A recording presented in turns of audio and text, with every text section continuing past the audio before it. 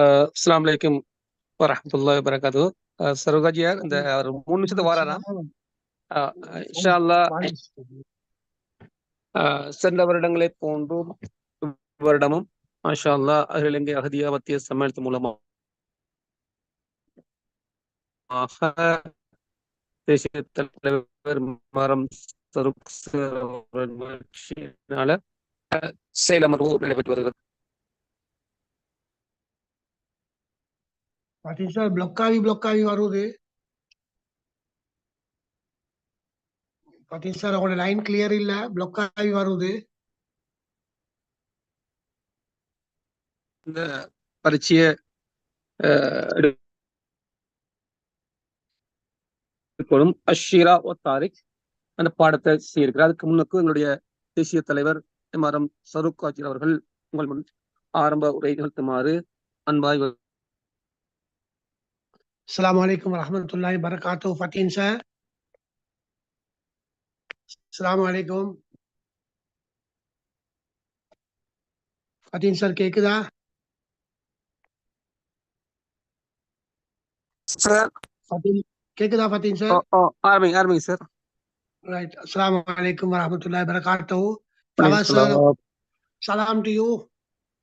Fawaz sir, special salam to you. Sir Fawaz sir முடிஞ்சு வருவார் sir. Okay. அப்ப teachers அவங்களுக்கு நாங்க சலாம் சொல்றோம். அல்ஹம்துலில்லாஹ். பார்ட்டிசிபென்ட்ஸ் எல்லாத்துக்கும் சலாம் சொல்றோம். ஒரு முக்கியமான ஒரு விஷயத்தை மட்டும் நான் சொல்லணும்.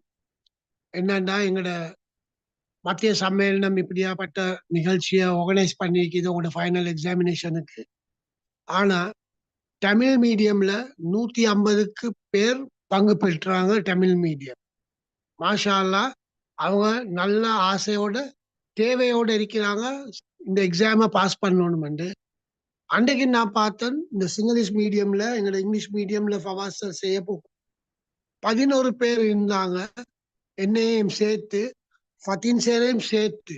அப்படி என்றா அந்த குரூப்ல 8 பேர் தான் இருந்தாங்க. இன்றைக்கு இருக்கிறாங்க, இன்றைக்கு 10 பேர் இருக்கிறாங்க. இன்றைக்கு என்னை விட 11 பேர். அப்படி என்ன நாங்க මේකට ගන්න උනන්දුව මම හිතන්නේ අපේ කැපවීම මත්ය සම්මේලනයේ මේකට මුදල් යොදවලා කරනවා නම් ලොකු ගාණක් යනවා. ගිය අවුරුද්දට කලින් අවුරුද්දේ ලක්ෂ 4.5ක් අපි වියදම් කළා සෙමිනාර් වලට. මේ වගේ Zoom එකකට. මේ පාර අපි ස්පොන්සර්ස් අල්ලගෙන මේ වැඩේ කරනවා. නමුත් ඒගොල්ලෝ ස්පොන්සර්ස්ලා දැක්කම මේක ඒගොල්ලෝ දෙන ෆැසිලිටි එකත් අපිට දෙන්නේ නැතුවයි. ඇයි ඒ සහභාගීත්වය මදි. 10 දෙනෙක් විතර මේකට සහභාගී වෙලා මේ දැනුම ලබා ගන්නවා නම් ඒක අපි වගේම මට කියන්න බෑ වචන. මේකට ශ්‍රමය, මේකට කාලය, ෆවාස් සර්ගේ වැදගත් කාලය එයත් සල්ලි වලට කරන කෙනෙක් නෙමෙයි. ස්වේච්ඡාවෙන් ඉදිරිපත් වෙලා තියෙන කැපවීම. නමුත් මට කනගාටුයි මේ තත්ත්වෙට අගදියා දාම් පාසල් ටීචර්ස්ලා මේ පාටිසිපන්ට්ලා අපිව තල්ලු කරනවා නම් ප්‍රපාතයට මේක මුදව ගන්න තමයි අපි බලන්නේ අගදියා මත්ය සම්මේලනයේ යම්කිසි සේවයක් කරන්න. නමුත් මේක සහභාගීත්වය මදි නම් මේ වගේ දේවල් කරන මිනිස්සු අපිට උදව් කරන මිනිස්සු උදව් කරනවා. අපි සල්ලි නෙමෙයි කාගේවත් ඉල්ලලා තියෙන්නේ. කාගේවත් සල්ලි අරගෙන නැහැ. නමුත් ඕගොල්ලන්ගෙන් සල්ලි ගත්තේ නැහැ. ඒක නිකන් දෙන එකට වටිනාකමක් නැහැ. සෙමිනාර් කියලා ස්කෝල්වල වල මොකක් හරි ACBT අරBT මේ BT කියලා සෙමිනාර් කියලා දාපු ගමන් මේකට පැනලා දුවලා සල්ලි ගෙවාගෙන. මොකද ඒගොල්ලෝ ඔක්කොම බොරු ප්‍රදර්ශන. අපි ධර්මය ගැන අදවතින්ම මේක කියාපා දෙන්න ඕනේ. ඕගොල්ලෝ සමත් වෙන්න ඕනේ. රස්සාවට යන්න ඕනේ. මේක ලොකු වාසනාවක් වෙන්න පුළුවන්. මේකේ ලකුණු ලැබෙයි. ඒ වගේ ඒවා අපි ඔක්කොම නිර්මාණය කරලා කල්පනා කරලා ඕගොල්ලන්ව තල්ලු කරන්න ගන්න. නමුත් whatever said and done, it is a very sad story of the participant. They don't participate and we won't be able to continue this type of thing because when the participation is lacking, the lecturer will lose confidence. The resource person will lose confidence. If a singer is coming to sing, he should see the crowd. Here the recipients are very small number. when the recipients are very small number, we need not have a Zoom meeting. We can just WhatsApp the text to them. That's all. So this exercise till 9:30, this will go on. Till 9:30. Valuable time. They can do a good cooking at home instead of having this class. So I'm very sad to note during our regime, we have started all this new operational system and to make the teachers geared up to the mark, to make her qualified and give her the T-56 rifle to her with the bullets. Like that, we are thinking she must be much knowledgeable. But anyhow, Allah must safeguard the interest of Ahmadiyya. We are thinking not only to get fame and pride or popularity from anyone, we are doing this for the sake of Allah, but we are pouring water on the upside down of the pot. So that is the main problem. Because so many arrangements have been made, I came running home. In my car, I must talk to you all. So anyhow, all the best to you all. And if your friends are taking part, please tell them to get involved and join the seminar and join the Zoom. And to now, I am having a serious doubt whether those people who have applied will never sit for the exam. They have applied, but they are taking us on a ride. Thereby, they will be suffering because government has given all the facilities and they are going to conduct. And if they bluff us, they are going to bluff them. And the government will never do the exam once again. And if we beg behind them also, they will not entertain us. So we have duty bound to support this, because whatever we are losing from the government, we can't get it back. Whatever we have, we must protect that and preserve that and move forward. This is the advice I can give you. Thank you very much. Assalamu alaikum wa rahmatullahi wa barakatuh. Fadin sir. Sir അസ്സലാമു അലൈക്കും. വലൈക്കും അസ്സലാം വറഹ്മത്തുള്ളാഹി. சின்ன ஒரு technical issue சிந்திക്കാം. இன்ஷால்லா கொஞ்ச நேரம் சொன்னாங்க செய்யறாராம். ஏதாவது இந்த வினாக்கள் சம்பந்தமாக சந்தேகங்கள் இருந்தா பிள்ளைகளை கொஞ்சம் கேட்டுக்கொள்ளுங்க, நான் சொல்றேன். அது மட்டும் ஃபவாஸ் சார் இணைய மட்டும் இதை நாங்கள் டிஸ்கஸ் போவோம் இன்ஷால்லா.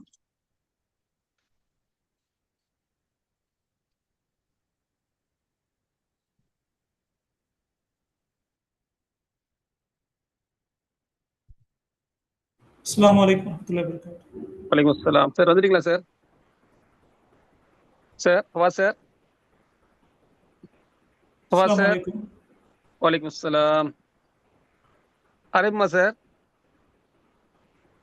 Fawaz sir. Fawaz sir.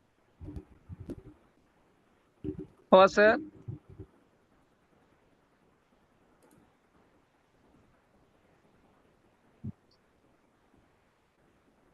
Fawaz sir. அஸ்ஸலாமு அலைக்கும். கேக்குதா? அரேபிமா. ஓ இன்ஷால்லா நான் கனெக்ட் ஆயிட்டேன். நான் இன்ஷால்லா மாதிரி ஷேர் பண்றேன். சின்ன ப்ராப்ளம் உண்டான. பிஸ்மில்லாஹிர் ரஹ்மானிர் ரஹீம். பிஸ்மில்லாஹிர் ரஹ்மானிர் ரஹீம். அனைவருக்கும் அஸ்ஸலாமு அலைக்கும் வரஹ்மத்துல்லாஹி வபரகாத்துஹு. வழமை போன்று இந்த வருடமும் 3 பள்ளிகளிலும் எங்களுடைய செமினார் நடைபெற்று வருகின்றன. ஆங்கில மொழி மூலமான ஜூம் நிகழ்நிலை செயலமர்வை கொழும்பு கொம்பன் வீதி அஹதியா பாடசாலையின் வளவாளரும் ஆசிரியரும் பிரபல கல்விமானுமான முகமது ஃபவாஸ் சலாஹுதீன் சார் அவர்கள் இங்கு வருகின்றிருக்கிறார்கள். அவரை மாவட்ட மத்திய சமூக சார்பாக வருவன வரவேற்கின்றோம். இன்று அஷீரா ஒத்தாரிக் என்ற பாடம், இதுதான் நீங்க கவனமாக செவிமடுத்து படிக்க கட்டாயம் படிச்சு பாஸ் பண்ண வேண்டிய பாடம். என்னன்னு சொன்னால் இது வந்து ஒரு வரலாற்றோடு சம்பந்தப்பட்டது சார் சொல்லுவாரு. எனவே நாங்கள் அனுப்புற பிடிஎஃப் அனுப்புகிற நோட்ஸ், சேசார நோட்ஸ் உட்பட மேலதிகமாக நீங்கள் படித்துக் கொள்ள வேண்டும் என்று நாங்கள் உங்களிடம் வினயமாக வேண்டி எங்களுடைய இன்றைய சூம் நிகழ்நிலையை ஆரம்பிக்குமாறு ஃபவாஸ் சார் அவர்களை அன்போடு அழைக்கிறேன். சார். அஸ்ஸலாமு அலைக்கும் வரஹ்மத்துல்லாஹி வபரகாத்துஹு. இன்ஷால்லா இந்த சிஸ்டத்தில் இஷ்யூ இருக்கிறபடியாக அந்த கேமரா ஷேர் பண்ணிக்கொள்ள முடியல. இன்ஷால்லா இடையில நான் கேமரா ஷேர் பண்ணுறேன்.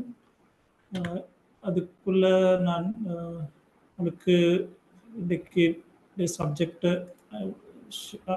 I'll share the screen now.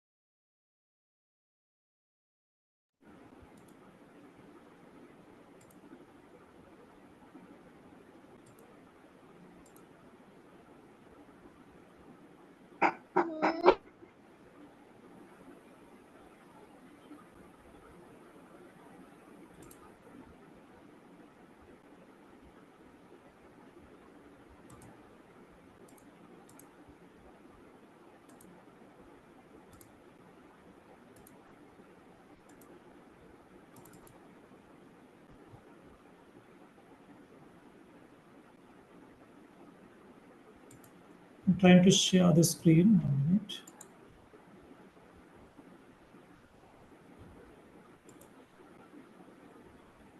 Right.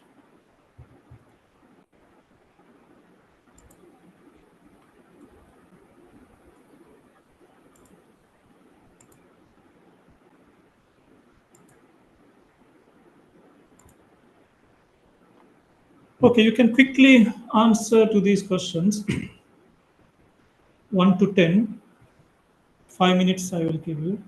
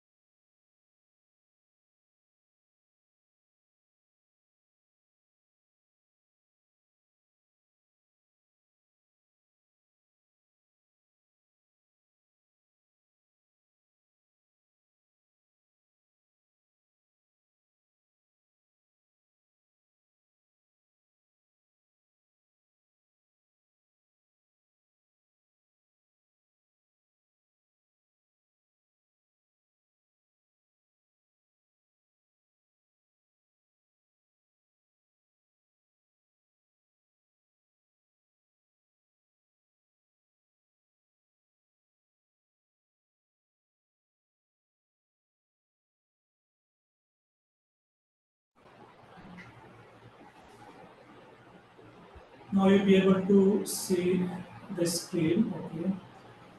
So we will go through the papers.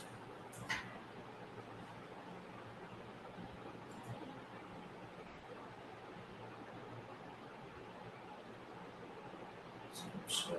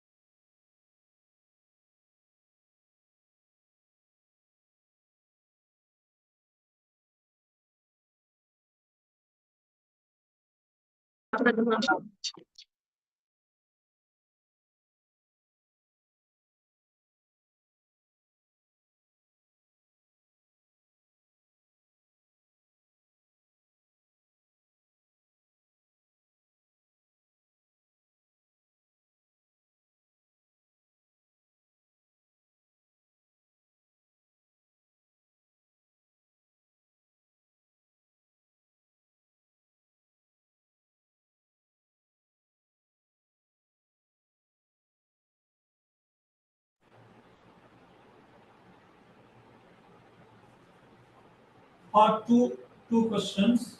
Out of 4, you need to write 2 questions. So 2 questions here. Here also, out of 4, you need to write only 2 questions. So the marking which is given here is 20 into 2, 20 into 2. So 20 marks means 40 marks here. Here also 40 marks. So 100 marks. So it's only 20 marks for part 1, part 2 40 marks, part 3 also 40 marks. So this is the structure of the question. So you might know the syllabus already. So the areas which is covered in this, I do not have the English one of the content, so I will go through the Tamil one and I will translate. I will just explain you the areas that you need to look into. Areas which you need to look into. 1 minute.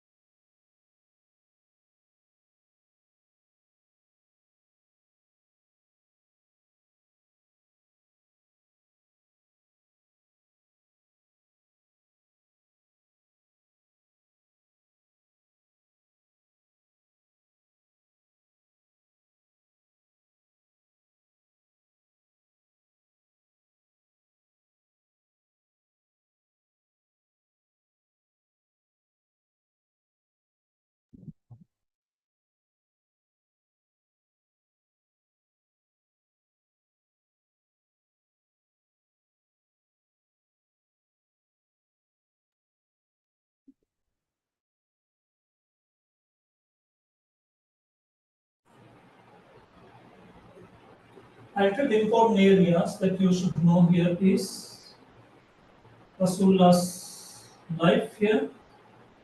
So before Nubuwa,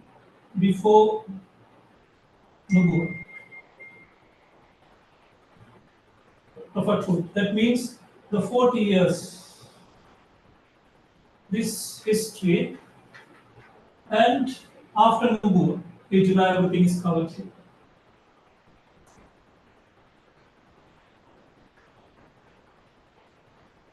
So some important things or event happened during this period, and after Nubuwa, things happen. And also we should know something Ayyamul Jahiliyyah. Ayyamul Jahiliyyah. The time when Prophet born. So what happened? What the society was? How was the society in that time? So before Nubuwa, then after Nubuwa, thereafter we will see what you should know before Nubuwa is life before Nubuwa, the family lineage, youthhood, marriage, life between Nubuwa and Hijrah, and Nubuwa, what happened in 40 years, propaganda of Islam and its outcomes, Hijrah, Medina life, socio-political activities, defensive wars and peace agreements, completion of Islam. The positions of Sahaba and question of Sahabas and their contribution towards Islam, history of political contribution of Khalifa to Khulafa Rashidun, period of rule of Umayyad and Abbasiyah, history of Baitul Muqaddis, and history of contribution of Sri Lankan Muslims, contribution of Muslims to scientific knowledge, history relating to the following personalities. So we should know about Imam Bukhari, Rahmatullah alayhi, Imam Shafi, Imam Ghazali, Imam Abdul Qadir Jilani, and Imam Salahudeen. So, Rahmatullah alayhi. So those personalities that we should know the history of those people. So this is concise. We should know Rasulullah's history as well as Umayyad and Abbas's time. Umayyad and Abbas.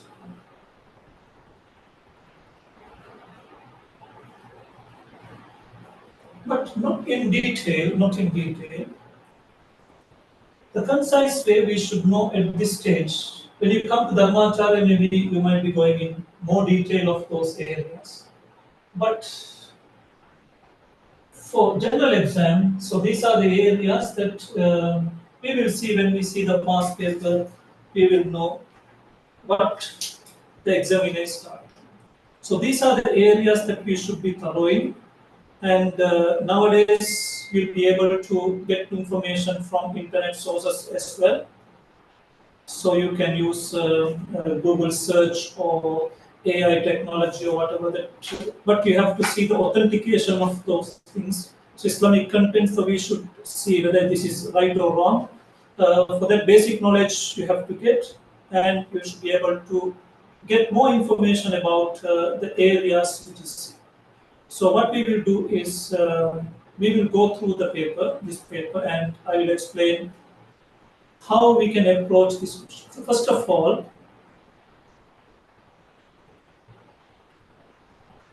you can tell me the answer.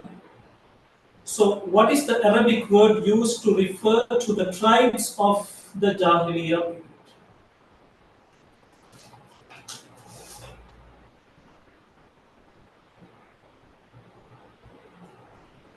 So what is the Arabic word used to refer to the tribes of Jahiliyyah period? So when it comes to Jahiliyyah period, what you should know. So I will just show you the summary of what you should know. We are not going to learn here because we have limited timing. So I will just show you certain areas of very quick view on what we should know to answer these areas. Sorry about it, my laptop has had something happen, so I cannot read also from far. This monitor is not working. So anyway, that we have to move forward. So under the Islamic civilization is there. And,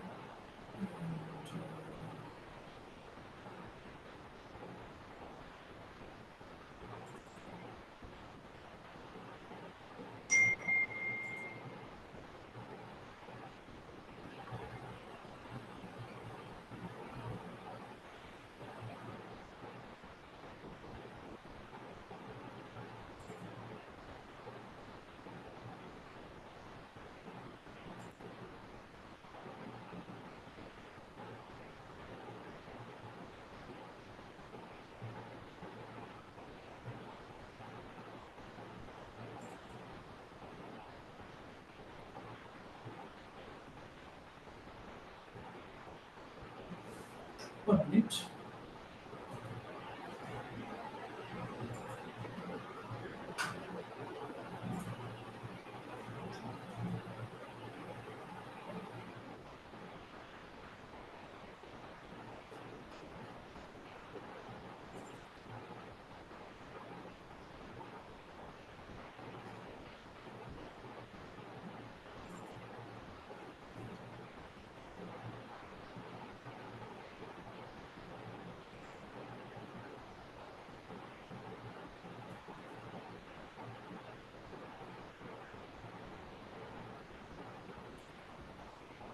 I think you'll be able to see the screen, right? Can anyone see us or no? Can you see the screen?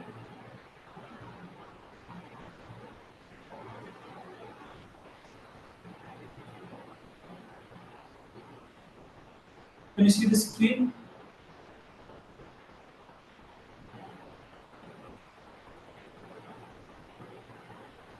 Can anyone see us or no? Can you see the screen?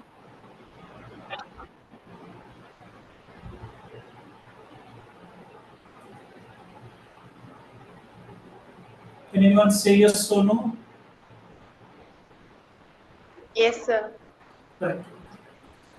So these are areas that you should know in this. The Ayyamul Jahiliyyah. You should know the map a little bit. You can go through and learn. So what is in the north? What is the geographical area of that? So in Jaziratul Arab, so what is in your north? So Hadramaut, which is in south, and Hijaz is the capital. So this geographical area you should know. Pre-Islamic period, so how we can define Ayyamul Jahiliyyah, how long the period is.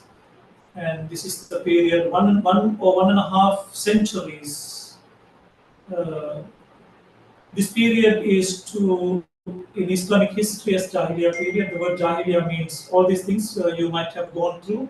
So you need to know the meaning of Jahiliyyah and things. Then religious and social status of the pre-Islamic area, and religious beliefs were there, and something which you can support with religious beliefs.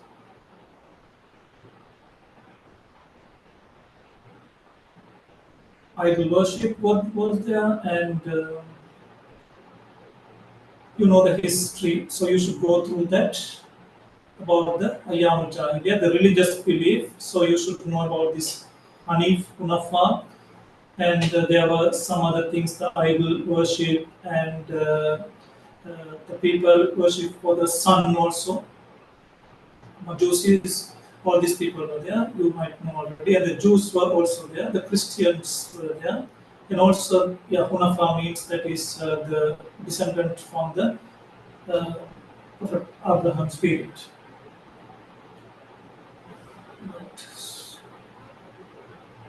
And also you should know the idols of Taif, Allat, Al-Uzza, Manat, Wad, all these things were there. And Amr ibn Luhay, who introduced the idol worship in Kaaba, he brought it from Sham, I think from Syria.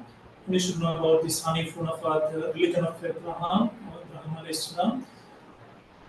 Right, and you should know about, for the example, the Waraka bin Nawfal or this history, you know. And you should know the social order and structure, how the society was, how the Kabila, the Quraysh. So we have limited timing to go through and learn in detail. So you can go through all these things. So you should know, because the examiner focus on this social order and structure in the Ayyam al-Jahiliyyah period. And social structure, the tents were there, family, and the shuhub, the tents, the tribes, and kabila. Kabila is the several tribes together. Tribes means the tent, like the family is giving the tent, and all this shuhub together becomes the kabila. Kabila is several tribes, um, and they have their heroism, hospitality. Uh, they have some sort of good habits as well. And family is known as Asabiya, and Sheikh is the leader for that family. And family life, tribal fighting, all these things, you should know the background of the social structure. And the nomads are called the Badawiyuns, the Katarabi. So Badawiyuns, so you should know a little bit about them also. And Asabiya, so what is Asabiya? That also we should know, we can relate to certain Quranic verses and hadiths, which is describing the pre-Islamic period. And Sheikh, so who are Sheikhs and who is Sayyid or Sheikh? Sheikh is the leader. Each tribe has a leader called Sheikh. And the poets were there, and how the females were treated over there. Social order, we can see the marketplace, Ukkas is the markets, Tulmajas, Majanna, and so many things that the female, the babies they buried. So those type of things you know already.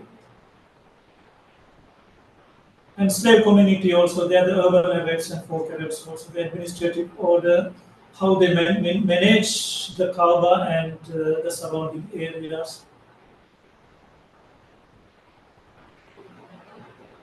The language which they spoke during that time, and how they have given the prominence to Arabic language. Language and literature was prominent at that time. And the political these things, so the economic things, so how they earn money and how they manage their finance or economics.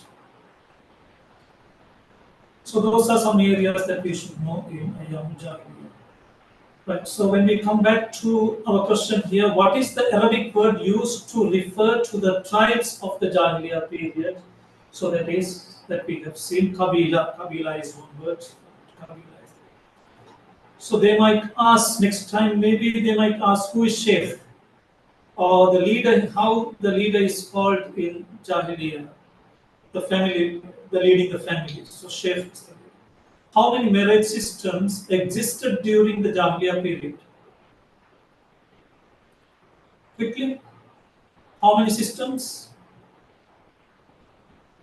So there are 4 systems. You can see 2.1 question also here. 2.1. Okay, so forget about it. So there are 4 systems of 4 marriage system with it, because the formal marriage system like which we have now, it's not there. The formal, there they had the different system. Even Sri Lanka marriage system, earlier marriage system was these all systems, and all systems by the history we can see. So we have no time to go through all those areas, but we should know there are 4 systems in how to recognize their father. Children, how they can recognize their father. So there are different systems existed. You can go through the notes to understand those systems. That is also very important. They might question on that area also. So there are 4 systems here. In which year was Muhammad, peace be upon him, born? Tell me quickly. These are known things. Quick.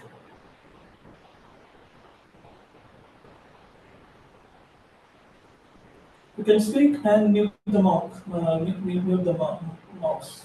Sorry, mute the mic. You can speak out.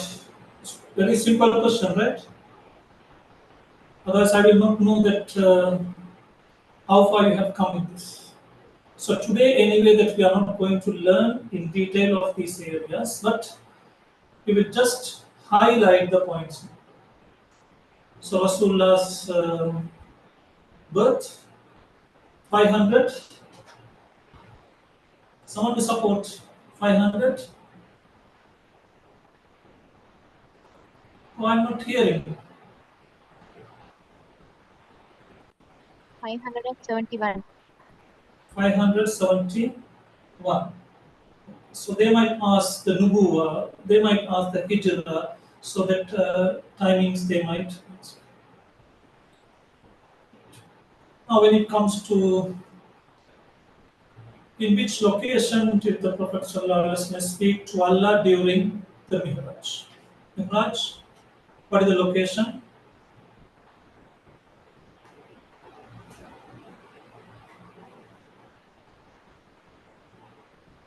The location which Jibreel ﷺ couldn't go further. What is the location? Sidratul Muntaha. Muntaha. You can speak a little bit louder.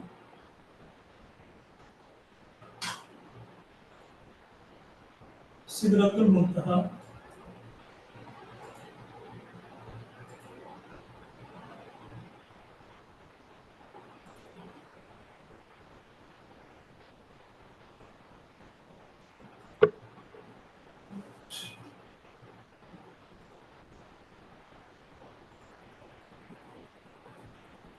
When it comes to who did the Prophet ask to lead the prayers at the time of his deathbed? Who led the prayers at that time? Hazrat Abu Bakr Siddiq. Abu Bakr Siddiq. Abu Bakr. Yes. So next in command, Abu Bakr Siddiq. Who was the companion of the Prophet? Undertook the journey of migration.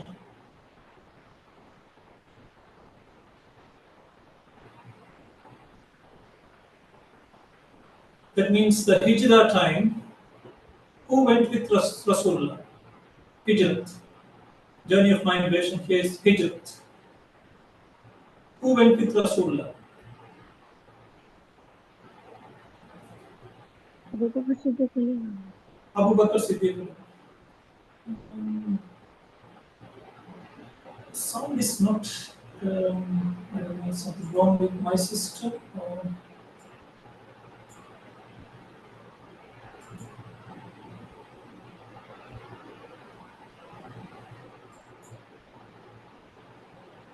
Can you speak now? With whom Rasulullah went? Abu Bakr Siddiq. You can speak louder, no problem. So no need to be afraid of asking question or discussing. History is the subject we should discuss and learn. History is the subject we should discuss and learn. So ideas might come, you can share your ideas. This is a very interesting subject. History is a very, very interesting subject. Not the serious like akhlaq. Akhlaq is a very serious, so we can't make mistake. So there we discussed. But history is the subject. It's very interesting area. So a lot of videos, a lot of pictures, a lot of archaeological evidence, a lot of things are there. So we don't have time to show now. At the moment, we just recap those things when we compare with the examination question. So the question here is, with whom Rasulullah went hijrat? So that is Abu Bakr Siddiq radiallahu anhu. And what is the other name? The Battle of Khandaq. It's known by Battle of Khandaq, another name. Quickly, we have limited timing. Battle of Ditch. Sorry? Battle of Ditch. Khandaq, Battle of, another name you can say the Ahzab. Ahzab. Ahzab. Yeah, the Battle of Ditch. you can say Arabic. Ahzab is the term that you can use here. Khandaq, Ahzab. So you can define that in English term, but here the Arabic term is required. So Ahzab is the correct answer here. That was not wrong, but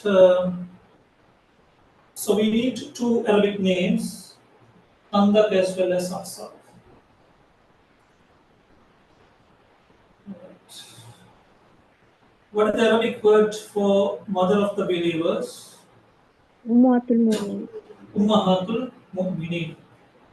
In which Hijri year did Khalif Umar radiallahu anhu conquer Baitul Maqdis?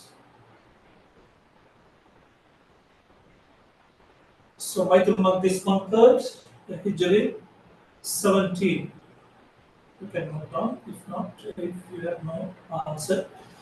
Which Sahabi donated the well of Bir Ruma for the needs of Muslims? Usman radiallahu anhu. Usman radiallahu anhu. You know that is the history behind to that, the critical time that Usman radiallahu anhu was contributed, so that still his bank account, the money or the khair or good deeds are still going on. Whoever uses this now, still the credit is going to him. So that is sadaqatul jariyah. I think. So we should do something that should bring benefit to the grave. So one of the until the Qiyamah he will be rewarded. So these are a set of questions, one word answer question. So we don't know how the next the coming paper would be, but similar to this, you should. Maybe they might be asking Sidratul Muntaha here, so they might ask Al-Isra the term or Mi'raj the term. So similar terms they might. So they are not asking about Uhud. So they might ask about Uhud or Badr, about Battle of Badr or these things they might. So you can match it and see. For this you need to go through entire syllabus to get some short answer. What I suggest is you can go back to 5 years paper.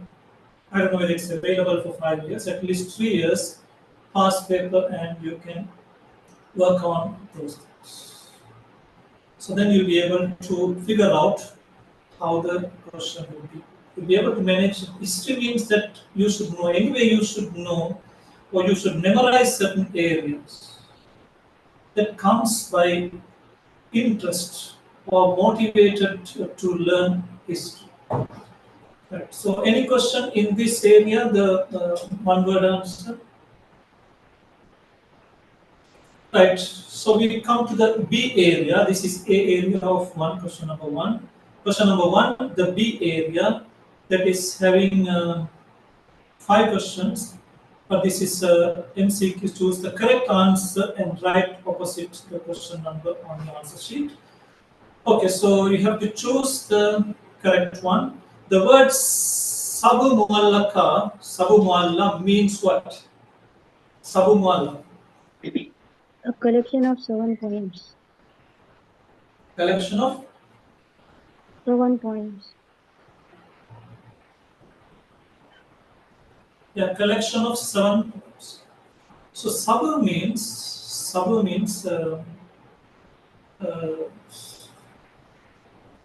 Muallaka, normally Muallaka means that is hanging things. So they hang this collection of poems in Kaaba. So winning poems are hanged. You know that Ukkad, was the market in Jahiliyyah. So in that market, people gather. So they have the competition of poem or poetry competition. So the winning poems are written in gold, tabu muallaka. So another word is tabu muallaka. Tabu means the golden. Tabu muallaka, the hanging golden poems. So these are hanged. Seven levels of these, or seven categories of these hanging. So the answer is the collection of 7 poems. Al-Husn refers to, so the collection of poems and the 4 types of marriage systems of Jahiliyyah. Jahiliyyah had 4 types of marriage system. Actually, it is not the marriage system to identify who is the father of the child. So there were some systems. So there were 4 systems existed there. You can see the question number 1, the above question, question A. The answer for that is, so they asked how many systems. So we can find solution here, the 4 systems. 4 types of marriage systems. The collection of some the history of the marriage, so that is not the answer. Amr Husn refers to the year of the death of 2 relatives of the Prophet. Who were those 2? The relatives are given here is Khadija radiallahu anha and Abu Talib, Abdul Muttalib. Ibrahim is his Rasulullah's son. And yeah, these 4 people are here. You know, the age of 50, it's called Rasulullah's age of 50, it is called Amr Husn. So, which 2 people here is connected to that? Khadija radiallahu anha, Abu Talib. Khadija radiallahu anha, Abu Talib. So they might ask about Amr field sometimes, yeah, because it is also there. So when you look at this question here, you have to fully read, and when you are preparing for the exam, so you need to understand other answers as well. That is what I explained all 4 people here. In Zamzam spring is associated, the Zamzam spring is associated with which of the following prophets? Musa alayhi salam and Harun alayhi salam, or Ibrahim alayhi salam and Ismail alayhi salam, Musa alayhi salam, Isa alayhi salam, Isa alayhi salam and Ismail alayhi salam. Ibrahim alayhi salam and Ismail alayhi salam.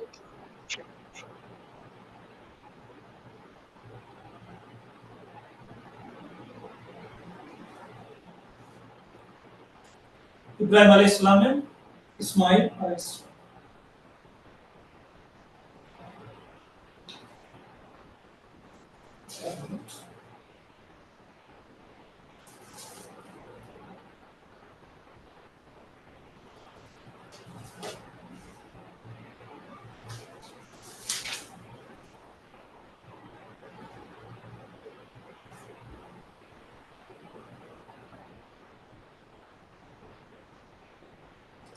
Right.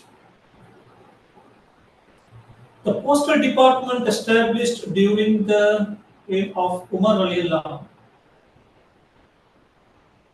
Umar radiallahu was called Diwanul Khatib, Diwanul Barid, Diwanul Insha, or Diwanul Barid wal Akhbar.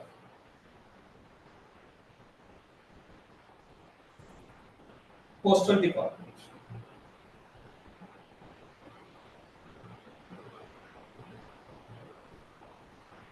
What is the answer? So, for example, when it comes to Khulafa al-Rashidun, right, okay, so Prophet's Sayyam al-Jahiliyyah we have seen. When it comes to Rasulullah's period, what we should know. So, we'll go a little bit quickly.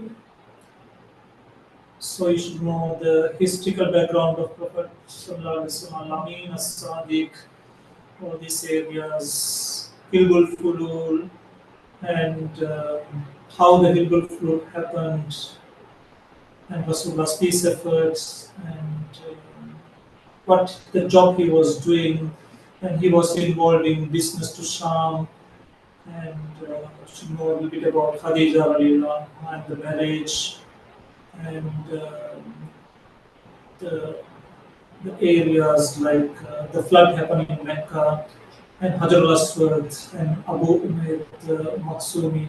So this little bit background of Rasulullah's story we should know.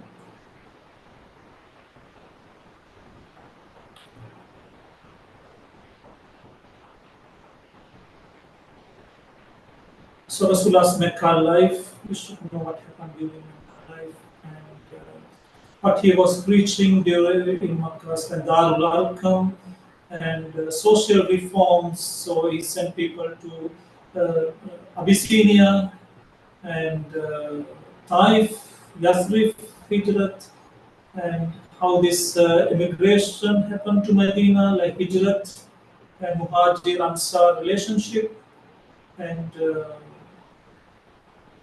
charter, Medina charter, and how Rasulullah went to Hijrah, and other social reforms not necessary. And first Aqaba agreements, and congregational prayers, the Jama prayers started, the social reforms, family structure. Rasulullah has guided us the family structure.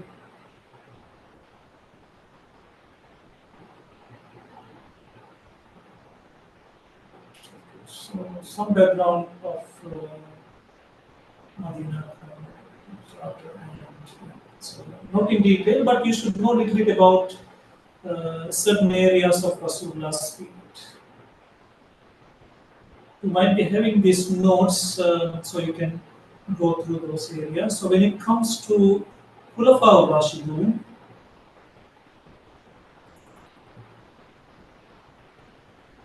so Khulafa al-Rashidun, so what is Khalifa? The term Khalifa. I will share some link also that separately,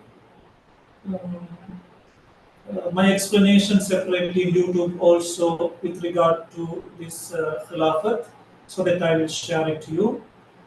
And Khalifa selection is also very important. How Abu Bakr was selected, how Umar was selected, how Usman was selected or elected, and Ali radiallahu. So one of the questions I have seen, they are touching this area also. And the qualities, we should have the Khalifa's qualities. So if there is in the past paper, you can go to, otherwise no need. And we should know about Abu Bakr radiallahu. So reason for being elected Khalif. So why Abu Bakr radiallahu is selected as Khalifa, and Abu Bakr radiallahu speech, Khilafat sermon, and certain things that, okay, when we come to Umar radiallahu,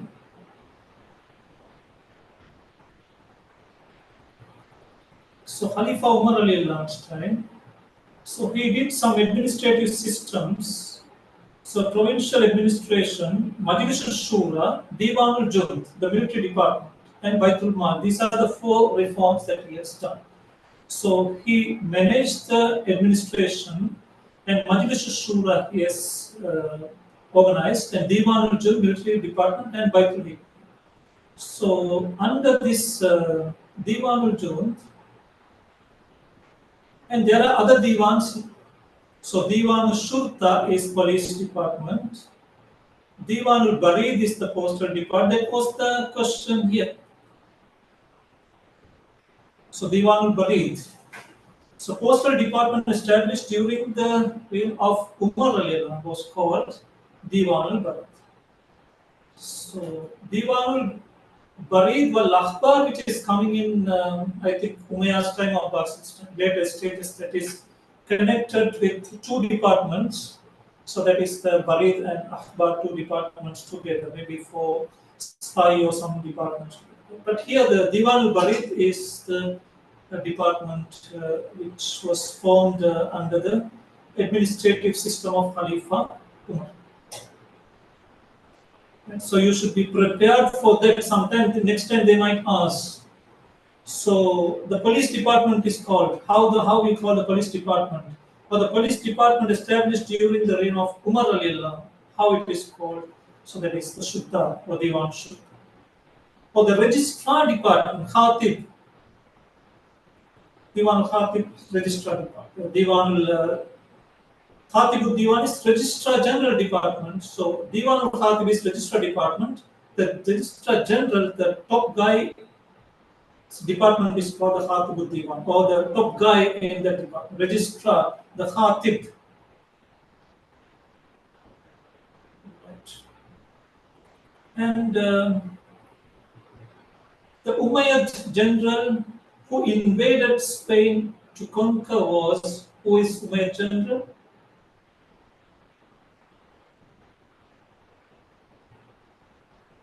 Umayyad general who conquered Spain is Tariq bin Ziyad. You can cross-check again, the Tariq bin Ziyad.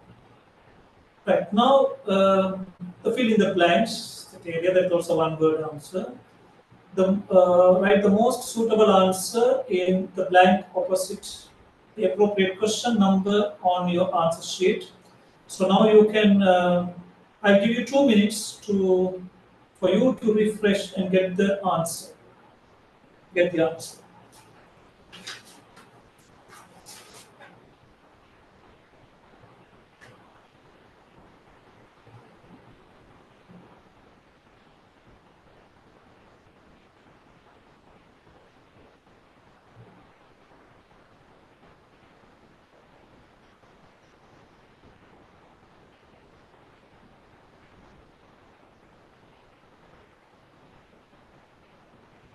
What is the first answer? The Prophet ﷺ was taken from where? Kawbatullah. Loud, I cannot hear. No worries. Speak, raise your voice. Kawbatullah to Masjidullah. Still I didn't hear. Maybe something wrong with my speaker, or next time I will correct it. Okay. So what is the from? They are from Masjidul Haram. Haram to Aqsa. Masjidul Aqsa. On the night of Mi'raj. On the night of Mi'raj. So we should know a little bit on this area of Mi'raj, because that is bigger question also can come.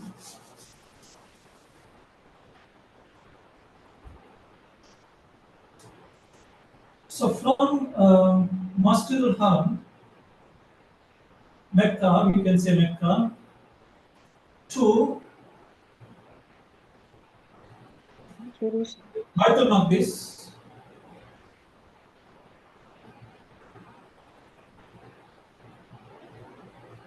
Baitul Maqdis. So Mecca to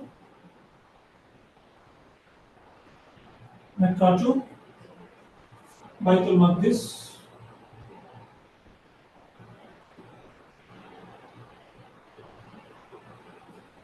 Mecca to Baitul Maqdis. Then Baitul Maqdis to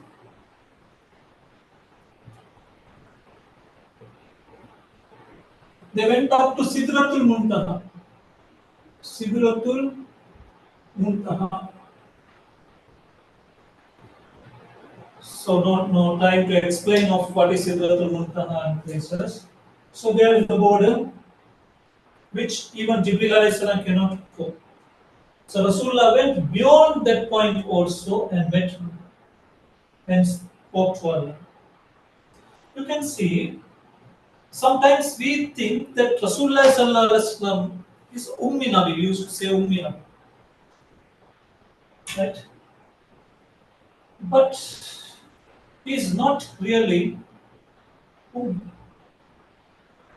The knowledge comes from two sources. One is coming from God direct, or from Allah direct. That is called the wisdom.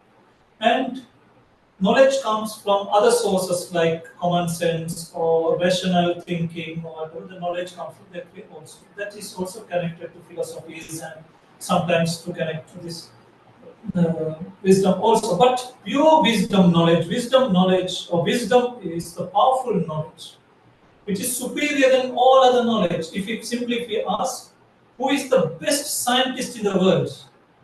Who is the best scientist in the world? Scientist. So it might come to us that Albert Einstein or Thomas and all these people might come to our mind. But all these scientists have seen the world being this world. But Rasulullah went to Mi'raj, the field trip. So Allah has given the field trip, a gift to Rasulullah, to see not only the normal space which we see, beyond that point. Rasul has seen from aerial view all these things. So no scientist in the world has seen that. And he reached that point. So he is the highly knowledgeable person in the world. Because he has seen practical. So in the school, sometimes they used to take us for field trip here and there, history trip or whatever that. But Rasulullah, what is the trip? Field trip was the superior trip. That from overnight, from Mecca to Baitul Maqdis, and he went in the vehicle called the Burak. Jibril couldn't go beyond this point. So this journey is called from here to here is called Al-Isra. From here, the complete journey or from here to here is called Al-Miraj.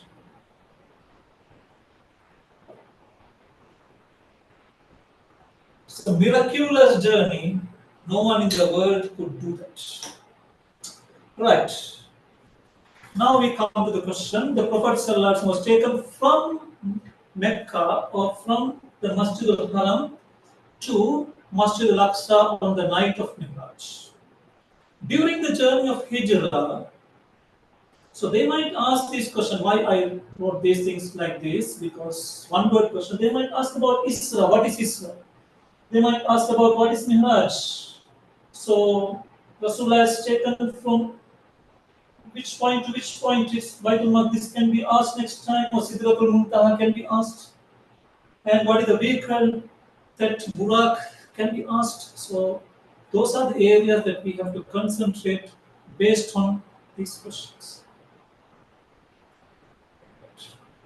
So we should know, the general knowledge, we should know. How did he go? So how did he go? So what are the vehicles? What's the vehicle? What's the powerful vehicle? Up to which point he has gone? All these things that as Muslims we should know, we are believing. And Hijrah, during the journey of Hijrah, the responsibility of Prophet's trust was handed over to the custody of whom? Ali radiallahu anhu. Ali radiallahu anhu.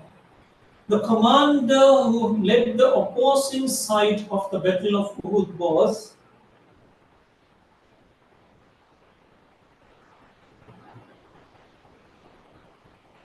Khalid bin Walid. Khalid bin Walid. Khalid bin Walid is a superior leader who was opposite at that time. So Uhud was not success from Muslims' perspective. The reason is because we made a mistake, that you know the history of Uhud. But that strategy, the war strategy, defensive attack, Rasulullah kept some people on that hillside. So they came down for to get the ghanima. So finally, what happened? You know that the story.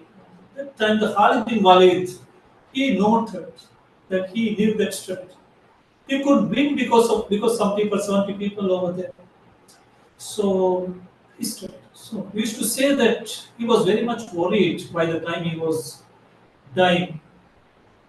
He was worried that I should have died or martyred during the war, but I couldn't do that. He was hiding it. But that is the truth that is word of Allah.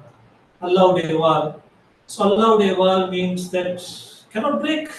Definitely he will not die in a battlefield. He cannot, because then people might say Allah's sword is broken. No.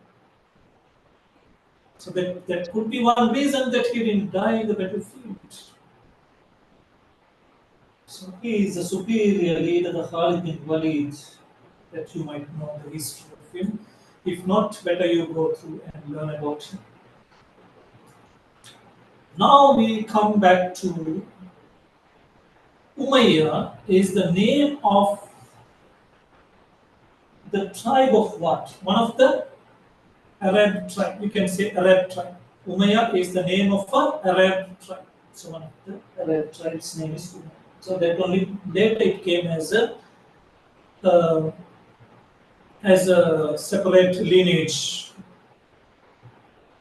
The last one, during the reign of Khalif Mansur, the capital city was shifted to where?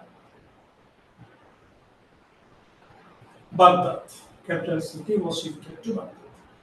So these are administrative systems. So Khulafa al-Rashidun.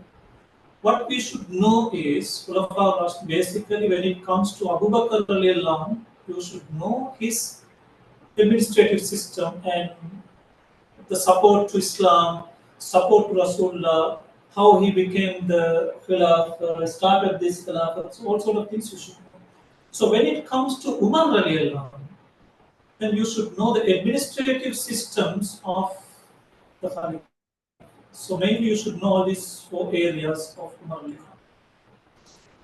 So administrative systems and so main 4 areas of that. It's a powerful person. He's a powerful person, like the powerful leaders who was there in this world.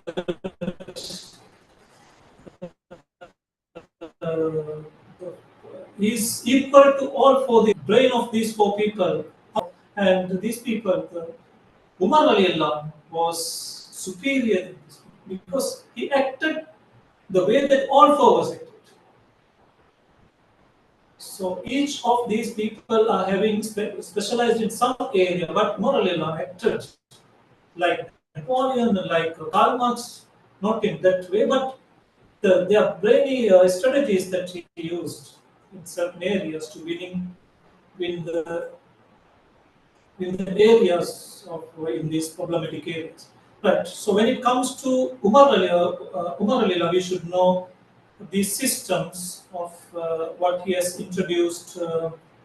Certain systems, like as you mentioned here. So you can go through your notes on those areas. Right. When it comes to Usman radiallahu, there are some problems happen during this period, so that they might be testing those areas. So you can go through your book. You might be having your syllabus book guidance, so that you can go through and you can learn the areas. So we will see the. Right, okay, so these are some battle and also things not necessary for you. Sorry, also some problems that we have to learn in this history. So when it comes to Umayyah's period, so Umayyah, some Khalif that you should know in Umayyah's time. For example, Muawiyah and certain administrative systems of Umayyad. So the reforms and certain countries, they have captured all these things. You can limit to your areas that from the book which is given to you. So in that book, I think it would be areas that is needed. You can read that book and understand. You might have already learned these areas, also the administrative systems as well. And when it comes to Abbasis, that especially the Mansur, Khalifa Mansur is very important. So he changed the capital city to Baghdad.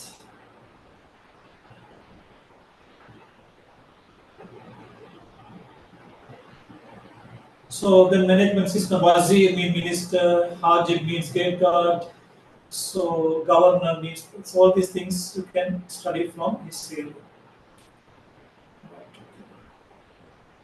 Political system, I think that the capital city was changed to, now we come back to this thing. So this is a small question, but so many things to learn in that area also. So there are part 2, there are 4 questions. Out of 4 you need to choose 2. And part 3 there are 4 questions, you need to choose 2. So these are some thematic areas like explain the social state. So this is only 1 mark into 20 marks. So any difficulties or any questions that you should know, you want to ask about this part 1 question.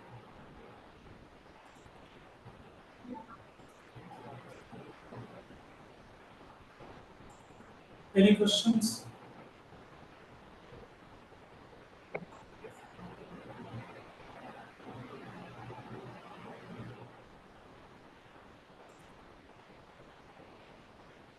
Any question that you need to know?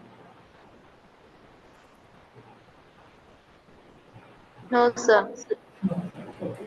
You might be having the book, that Ahadiyya book, which will have details of Khulafa Rashidun and Umayyad and Abbas's area. So at this stage, so we have limited timing. So what we try to understand is we try to see how best we can approach the questions. So only 20 marks here for these 20 questions. Sometimes you might be given 4 questions, each 5 marks, like we have seen in Akhlaq, same format they might give. So this question paper is quite old, so anyway part 2 and 3, the structure is part 1, same type they might ask, because history they might ask 1 word question also to test your general knowledge. Test your general knowledge, this structure. You can go through the past paper of last exam which had happened and see how the structure is. Now we come to part 2. So, answer any 2 of the following questions. Even though we know when we go to the exam, you should read that. So 1 minute.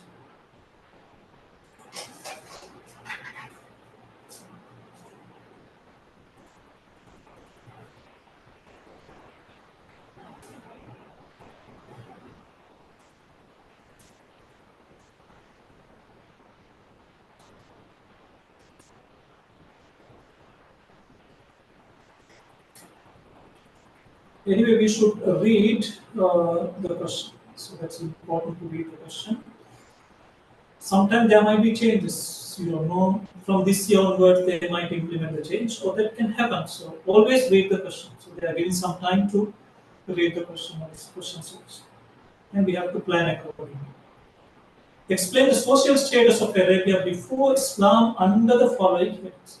So as I mentioned, Ayyam Jahiliyyah, as I shown before also, that you should know the political system of Ayyam Jahiliyyah, social system of Ayyam Jahiliyyah, geographical location of Ayyam Jahiliyyah, what is in the north, what is in the south, what is in west, and neighboring and all sort of things.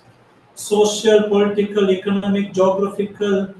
So these are some areas, and religious. So how this idol worship has come to Makkah, who brought it, and each areas they have Allah, Manal, Uzza. So each areas they had their lead, and how they worship those things until when it was there. So this religious background is also important. So this question, the thematic question here is, they're asking about the social status. They might ask next time the economic status. Then we have to categorize into two, the North Arabia, South Arabia, and their systems and sort of things. So we will see.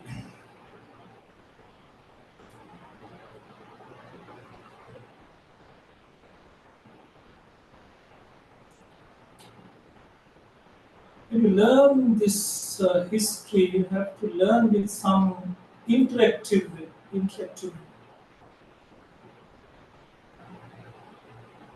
I'm just showing you example how to learn this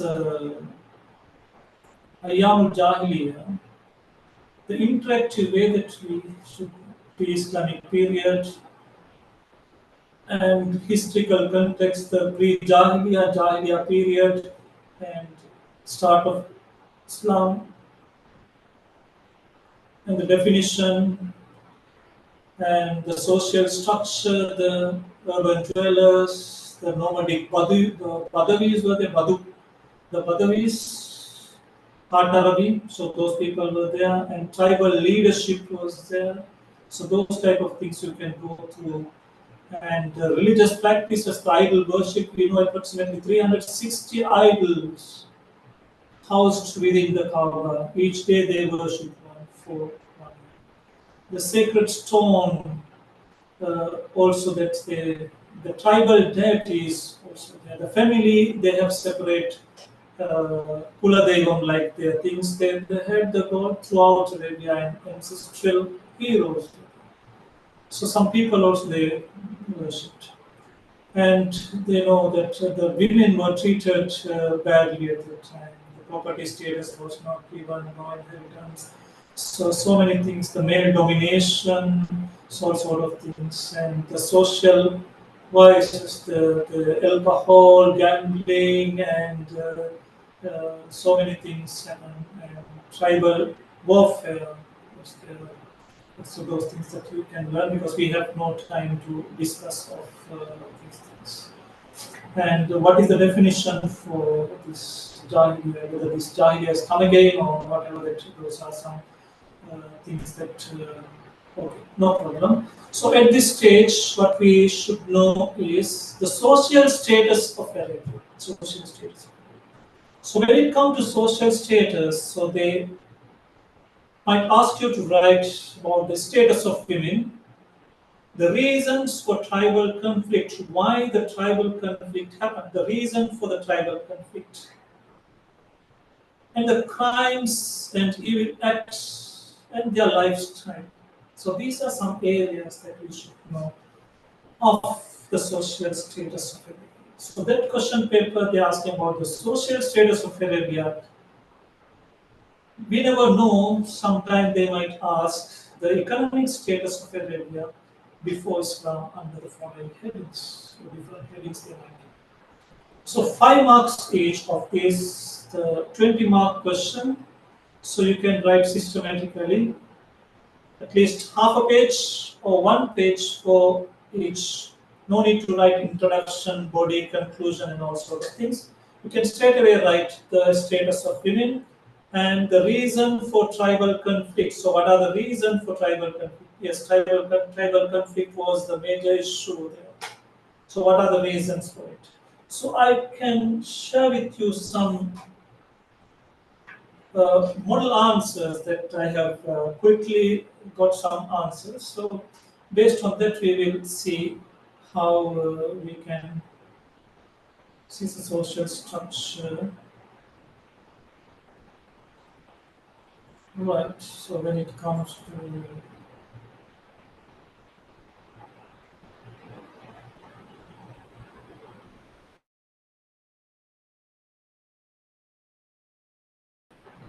where is the answer sheet?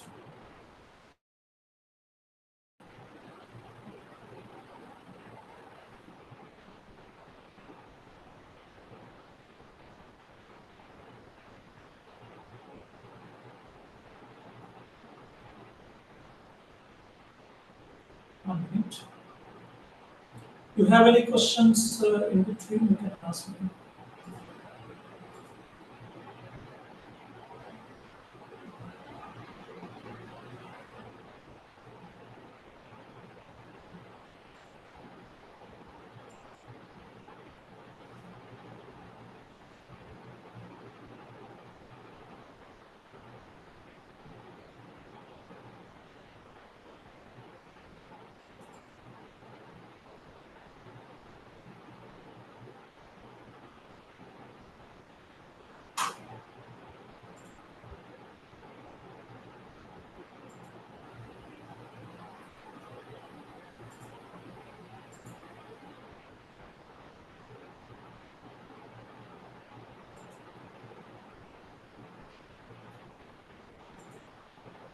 I'm saving this also.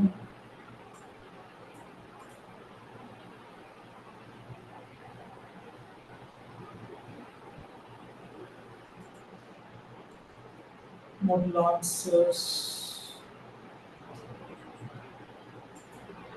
Right. So short.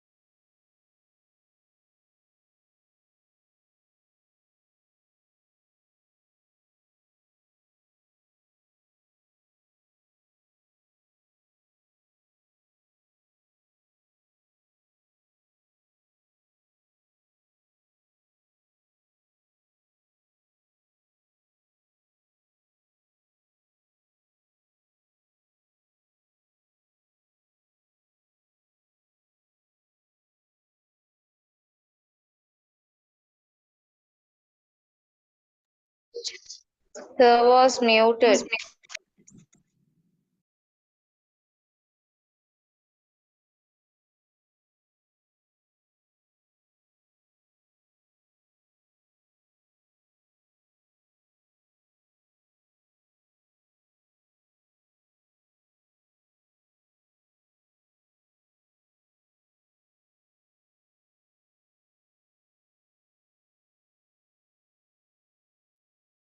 Sir, Assalamualaikum, sir.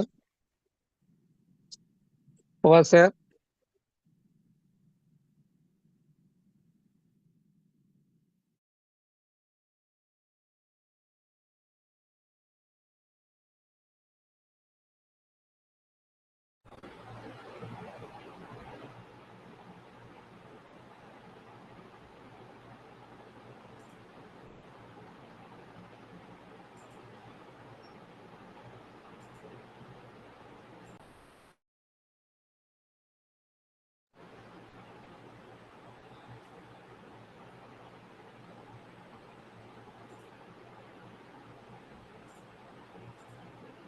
Right. System sound share பண்ண போகல so you can't get the mic automatically muted. Now it's okay, right? You can see the screen, okay?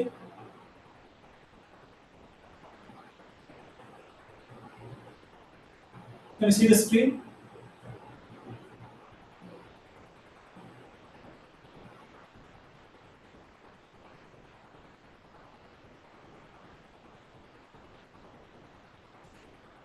Can you see the screen? Shared?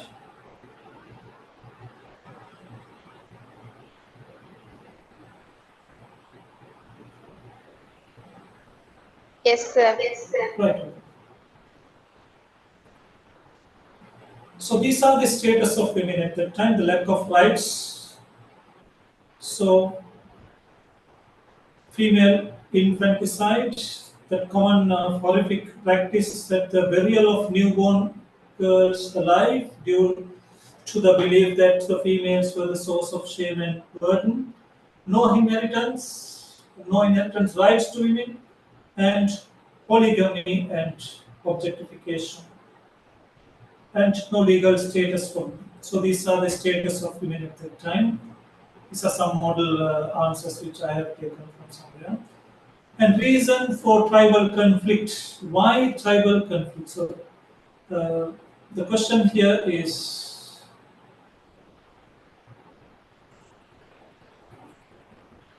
where is it?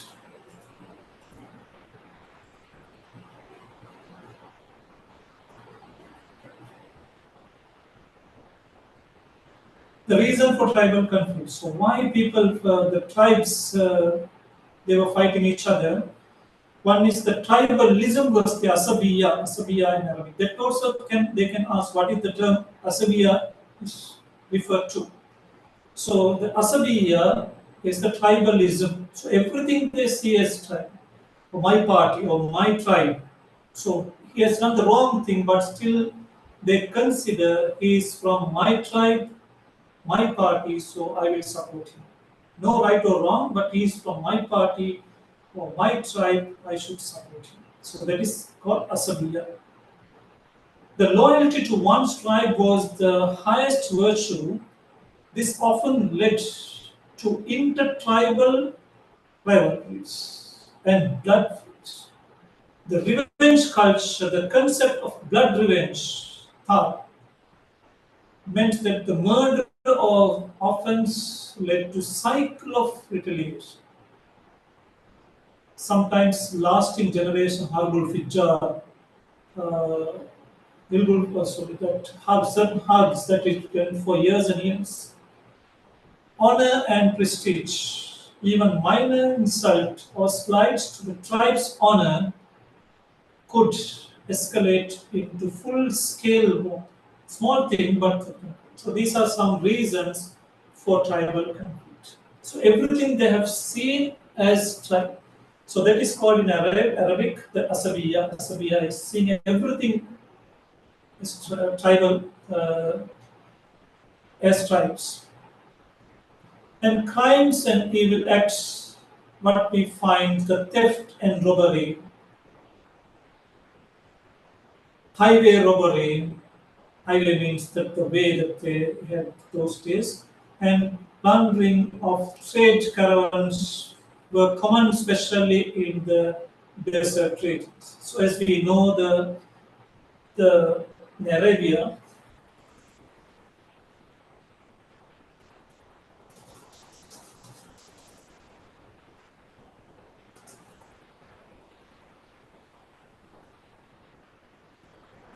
so when there is the Sham and Yemen, Syria and Yemen.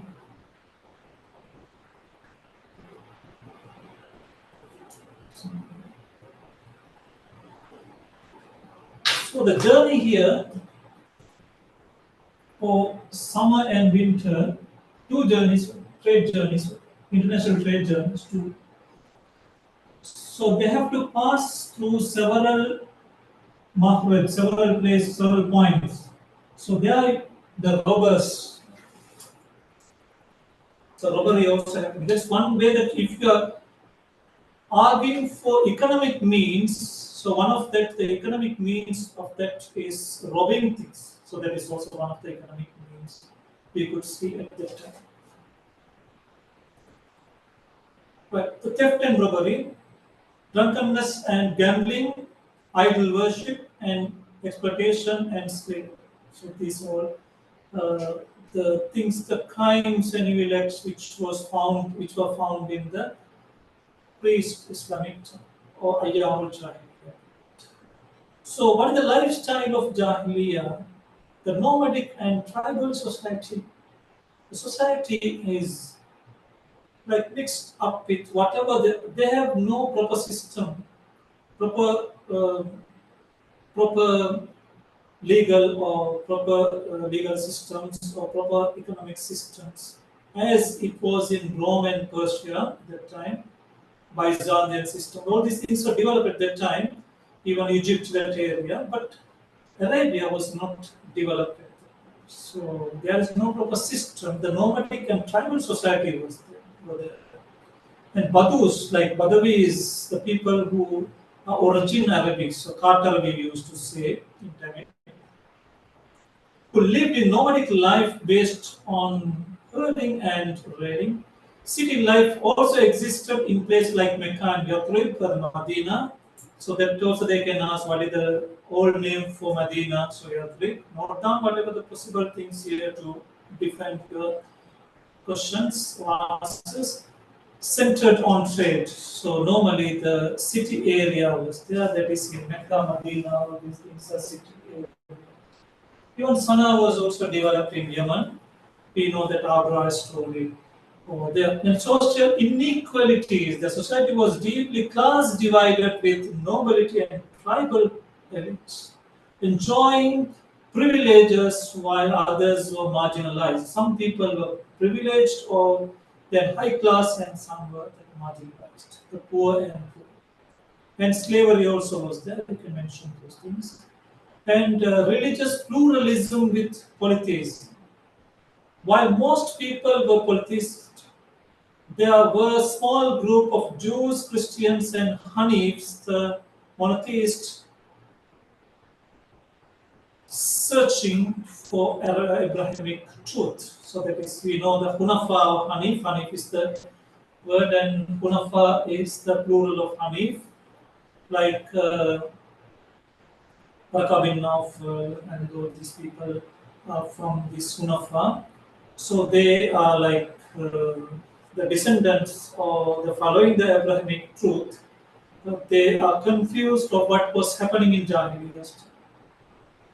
So we didn't go into detail of all these things, the time constraints. So you can go through those and learn of these areas. So you can summarize if you are okay. You can summarize. No need to summarize also. This question is not expecting you to summarize. So if you summarize for your knowledge, the society of Ayyamul Jahiliyyah was marked by injustice, violence, and moral decay. Women were oppressed, tribes were in constant conflict, crime was rampant, and life was driven by tribal loyalty and survival instincts. Islam sought to transform this society through justice, equality, and faith in one God. So how it was and what is the role of Islam or Prophet to change this society? So this is what the theme of this question is based on, the society, or the social structure of Ayyam Jahiliyyah. And when it comes to the second theme, that describe the following regarding the social change brought about the Hijrah and Mihraj. So this question, if you see, there are 4 areas of this ABCD or 1, 2, 3, 4. Planning of Hijrah, Ansar and Muhajir relationship. So those 2 are Hijrah. Then other 2, C and D, the manner in which Mihraj took place and lesson learned through Mihraj. So Hijrah and Mihraj, so 2 important events happened during the Rasulullah's time. So the examiner is keen to ask certain social changes happen. The Hijrah, lot of major change in the social change or reform. Mihraj also social change. So we will see how we can defend that question. So the reason for the planning for Hijrah. So how they planned for it, planning for Hijrah. So this is a secret preparation. Hijrah was not a spontaneous act, but a well-planned migration due to the severe persecution of Muslims in Mecca. Prophet Muhammad ﷺ made careful secret arrangements and selection of Medina. We should know why Rasulullah selected Medina. Let's plan. Why plan to Medina? Why not to other places? After preaching in Taif and being rejected, the Prophet found hope in the people of Yathrib, where it is known as Medina, who pledged support during the pledges of Aqaba. So you should know about the pledges of Aqaba, Aqaba 1 and Aqaba 2. and gradual migration happened. The Prophet instructed Muslims to migrate in small group over time to avoid defeat. Use of tactics, the Prophet used strategies such as taking an alternative route, entering the cave of Thawr, and relying on the trusted guides like Abdullah ibn Rayqat to evade the Quraysh. So these are the planning of how Rasulullah planned the Hijrah. And social impact of Hijrat is the Hijrah marked the beginning of the new Muslim community or Ummah with religious freedom and social unity. It shifted the Muslims from being persecuted minority to becoming a self-governing society. The Muslims became majority thereafter. That's the social impact. An Ansar and Muhajir relationship was created. Ansar, the residents of Medina. That question also can come. Who Ansar? The residents of Medina who accepted Islam and welcomed the Prophet and his followers. Muhajir, the immigrants from Mecca who left everything behind for their faith. The unique relationship created. The Prophet ﷺ established the brotherhood mark between the Ansar and Muhajir, pairing them as spiritual and economic partners. That I don't need to explain those things. You might be always or very often listening to these sermons of how Muhajir-Ansar relationship and how Hijrat was happened. The Ansar, the shared homes, wealth and support with newcomers. This model set the precedent for social solidarity, compassion, and equality, eliminating tribal barriers. So, what are the social changes happened here? The society was formed based on faith instead of lineage or tribes. Earlier, it was tribal or Asseera, the tribal or the lineage practice, which is changed based on the policy or based on some sort of ideology or based on some sort of the faith or Imanic society. The tribal Asseera society has become the Imanic society, promoting unity and cooperation. Economic justice and mutual support become the foundation of the new Islamic state. The manner in which Miraj took place. Question 3, how the Miraj took place. Isra and Miraj, the event had two parts. One is Isra and one is Miraj. That you know, I was explaining a little bit about it. So I will just brief. The Prophet ﷺ was miraculously taken from the Kaaba to Mecca, Kaaba and Mecca to Masjid al-Aqsa and Jerusalem on the heavenly steed, Burak. Miraj from Jerusalem, he ascended through the heavens, meet earlier prophets, and ultimately standing in the divine presence of Allah. The divine gift he got from this Miraj. During the Miraj, the 5 daily prayers, the Salah, were made obligatory. So, what are the social, spiritual, and social relevance? The Miraj was the divine affirmation of the Prophet's mission during the time immense hardship. So, he was very much upset. Amul Husn he passed through.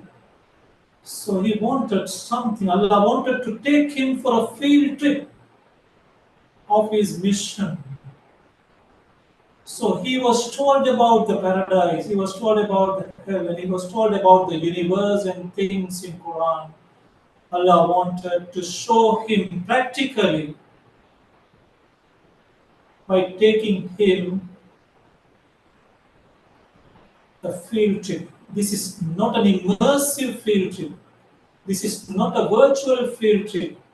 This is a real field trip which will never be experienced by any of the scientists who are born already and never be in future to experience this. So Rasulullah became the #1 scientist to see everything, the reality of this universe. Spiritual and social relevance, the divine affirmation, and it elevated the status of prayer as a central form of worship and spiritual connection. And what are the lessons that we can learn from the Miraj? The faith in unseen. So always we have faith, iman in unseen. That is the most rewardable thing hereafter. Miraj teaches belief in the miraculous and unseen, strengthen the spiritual foundation of Muslims. So this is importance of Salah. The event emphasizes the central role of prayer in the Muslim's life as it was prescribed directly by Allah. So Salah is prescribed directly by Allah when Rasulullah presents, in his presence, physical presence, not online or virtual communication. So physical presence of Rasulullah, physically that Salah was given to us. So that much importance of Salah. In the patience during trials, it occurred after the year of sorrow. Rasulullah was patient. The year of sorrow, the Amul Husn we discussed. So the hardship, problems and things, so Allah wanted to spiritually uplift him and the physical benefit as well to take him physically to see Allah. The patience during trials and prophetic honor, this is the respect to the Prophet, the Miraj, and this is the field trip, is the respect or honor that you are the greatest person, that who you teach these things, I will show you what you teach. The prophetic honor, high rank of the Prophet among the previous prophets and angels, reinforcing his leadership. Unity of Prophet and faith. Okay, so these I think 3 points is enough, or you can write 4 points, no problem. In summary, the Hijrah reshaped the Muslim community socially and politically by building a strong, united society based on faith and equality. The Miraj brought spiritual strength, emphasizing the importance of prayer and inspired hope and patience. Both events played a crucial role. Now we summarize the Hijrah and Miraj, the crucial role in transforming early Muslim society and setting foundation for the future Islamic state. Right, now we know this area, the Hijrah and Miraj, that can be tested. Explain the following regarding Islamic Caliphate. So Usman radiallahu and Ali radiallahu, they are talking about, asking about Usman radiallahu, 2 areas, and Ali radiallahu. The method of selection of Usman radiallahu. So I will share my YouTube link, how to select, how they have selected the Khalifa. So Khalifa selection process is explained in English there. So I will share those YouTube, or you will also be able to search and find. So the method here is how Usman radiallahu was selected. After the death of Khalif Umar ibn Khattab radiallahu, he formed a shura, consultation council or shura of 6 prominent companions to choose Khalif among them. So these were Ali ibn Abi Talib, Usman ibn Affan, Talha, Zubayr, Abdul Rahman ibn Auf, Saad bin Abi Waqqas radiallahu anhum. So among them to choose one, Abdul Rahman bin Auf was given the responsibility to consult the Muslim community and make the final decision. After extensive consultation, Usman was chosen based on his popularity, gentleness, seniority, and acceptance among different groups. The service of Khalifa Usman, what the service? Compilation of the Quran.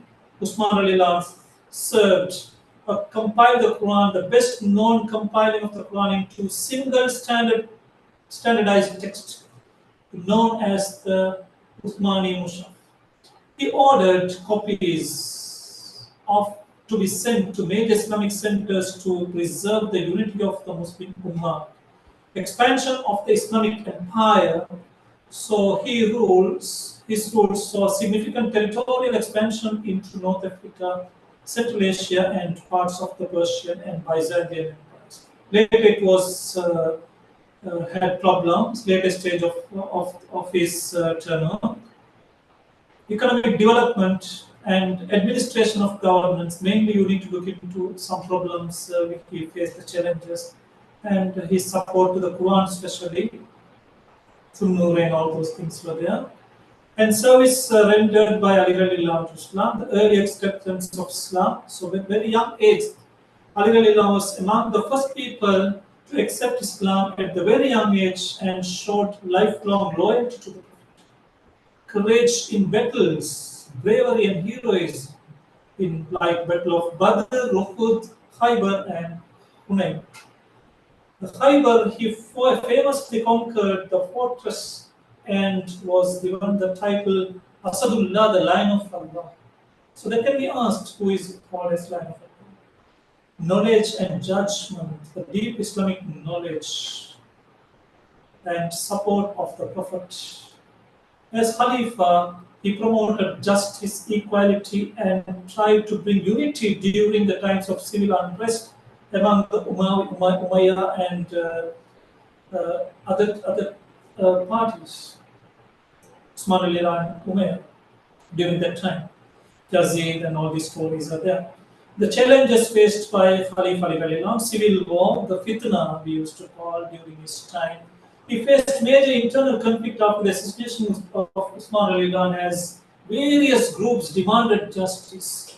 The Battle of Jamal, again Aisha radiallahu, Talha and Zubayr radiallahu, and the Battle of Siffin against Muawiyah. So those are the areas that you need to look into.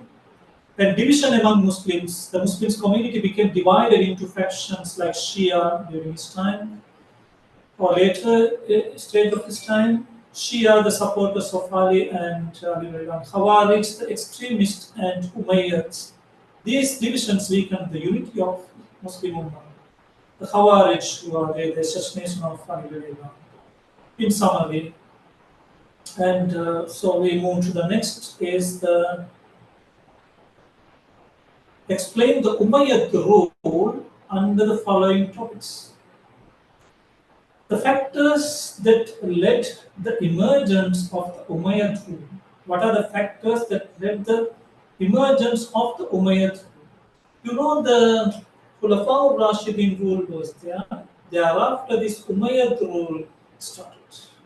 So they emerge. The main turning point here is the murder of Usman radiallahu.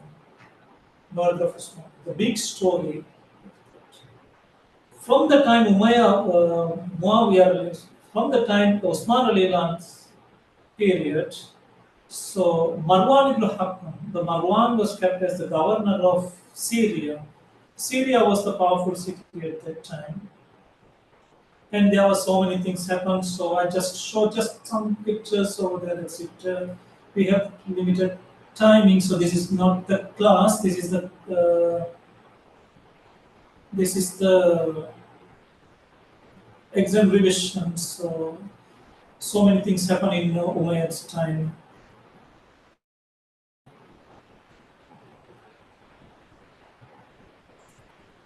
It has started from Usman radiallahu time. So these are Khulafa Rashidin, reason for the murder.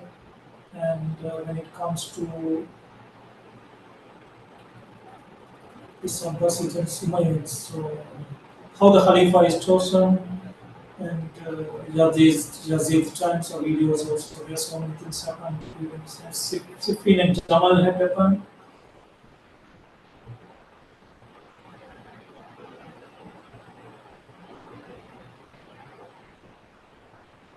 Battle of Karbala and things, the Battle of Karbala, Jamal, Siffin, all this Muawiyah story, all these things. So okay.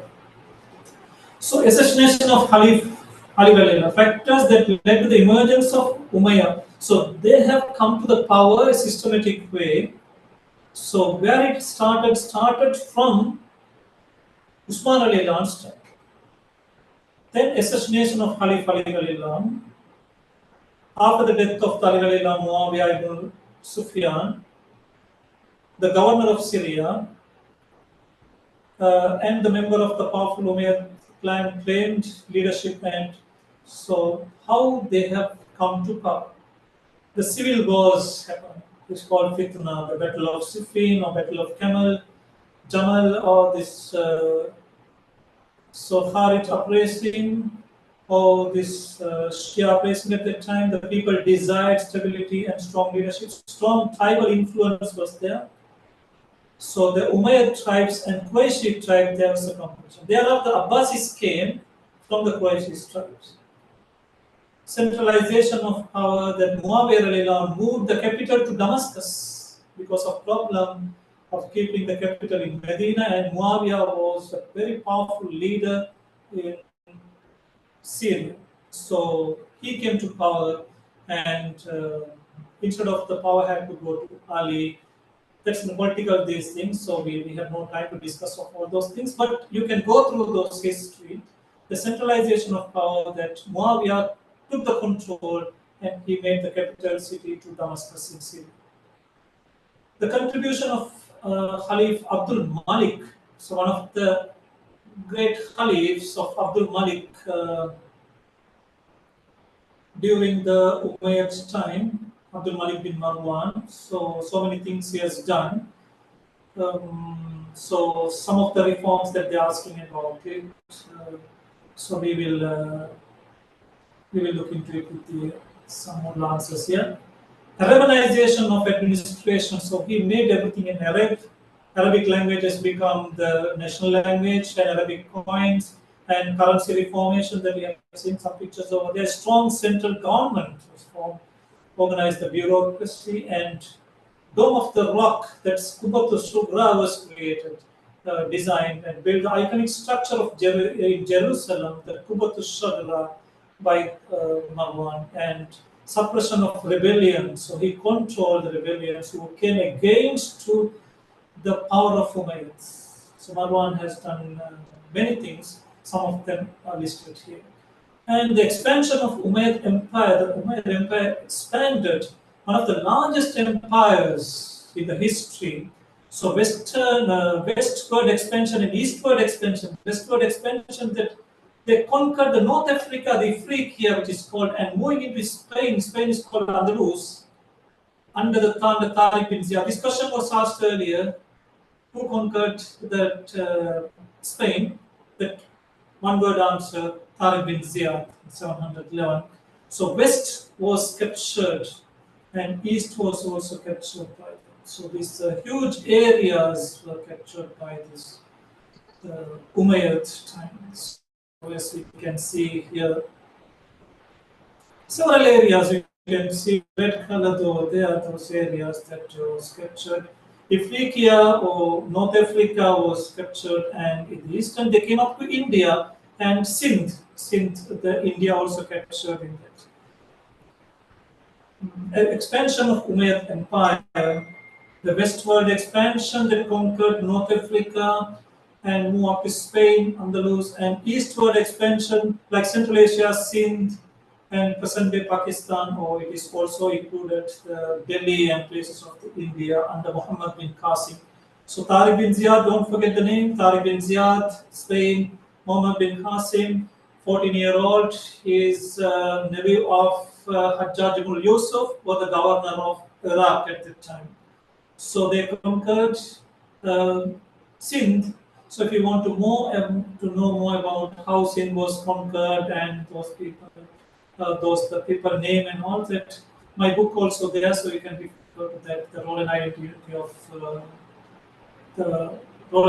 of Muslims, Sri Lankan Muslims.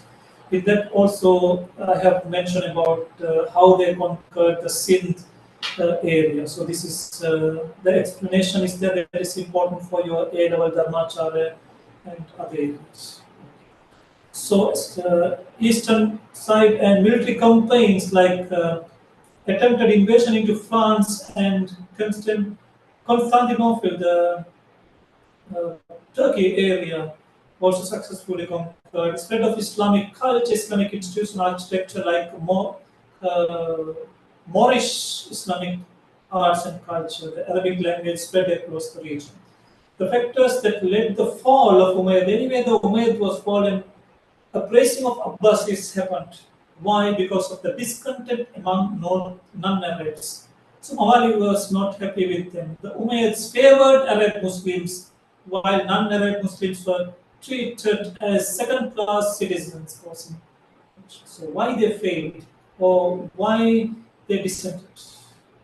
Oppression and tyranny, the late Umayyad rulers became autocratic and disconnected from the needs of the people, and indulgent and unjust religious oppression, because the thing which they have done in Karbala, so Abbasis or the Ahl Bayt of Rasulullah's family was suffered, or they were sent to other countries, or they were expelled from Arabia, Ahl Bayts, and so many Ahl Bayts were killed, and only one child remained at that time of the Karbala and Siffin, Zainul Abidin. That from that child only, the infant only, again the generation has continued. So the long story.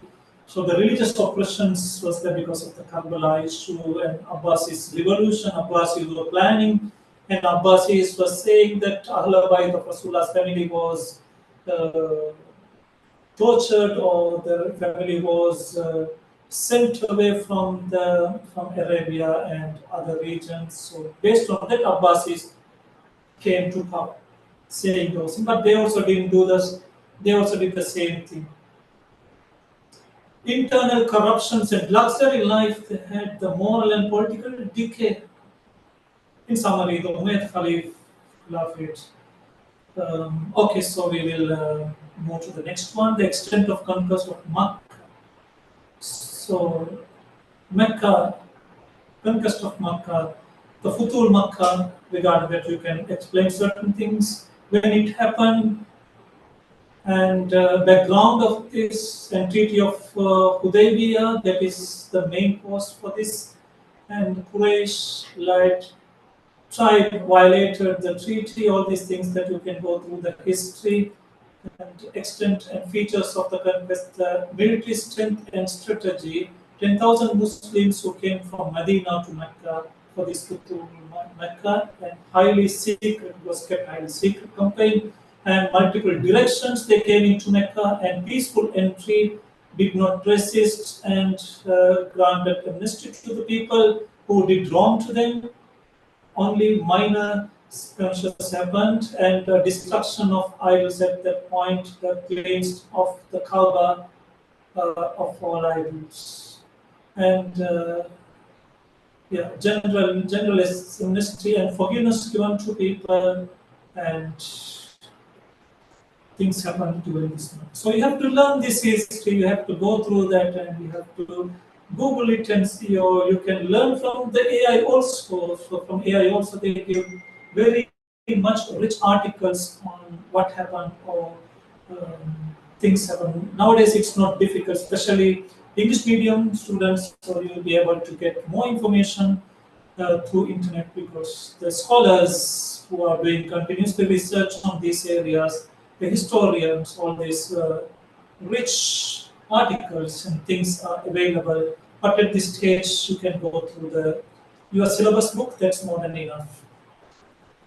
So consolidation of Islam. So they said this is the completion of Islam happened in Arafah during this. The impact and significance of this, the religious transformation, spiritual heart of Islam, the political unification, moral victory, and strategic turning point. The Futul Makkah had all these things.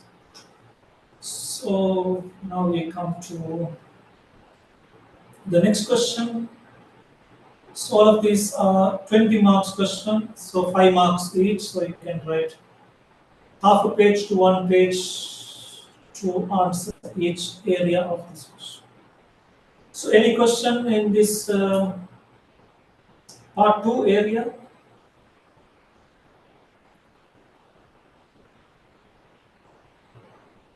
thousands of years of history we can't conclude in 2-3 hours. So it's your time to go back. If you have already learned, no problem. If you're not, so you can go back and read. And interestingly, you have to read the history. Then only it will come to your mind, and you will not forget it. If you're not interested in history and just reading for exam, it won't be, because we should know history, who we are, so we should know. So the other question is the emergence of Masjid al-Nabawi.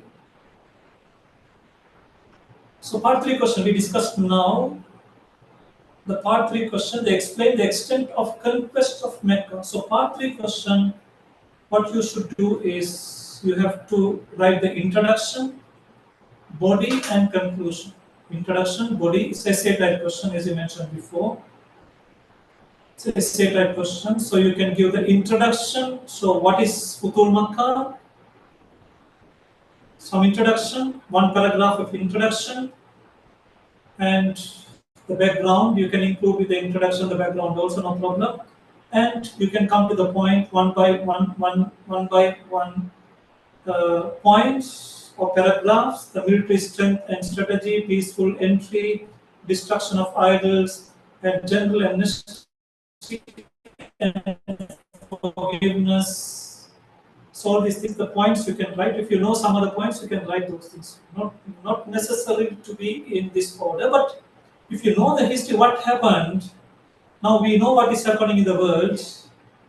Likewise, we should know now today's war or something, tomorrow history. It's tomorrow history. So likewise, these things happen in the past. So we have records of all those things. So what we should know is we have to go back to the history. Now explain the emergence of Masjid al-Nabawi as a central site of the Islamic State. Islamic State, or the government of Islam, as a Muslim government, the central point, like Parliament, the central point or the central institution is the Masjid. We learned from Rasulullah. Masjid al-Nabawi was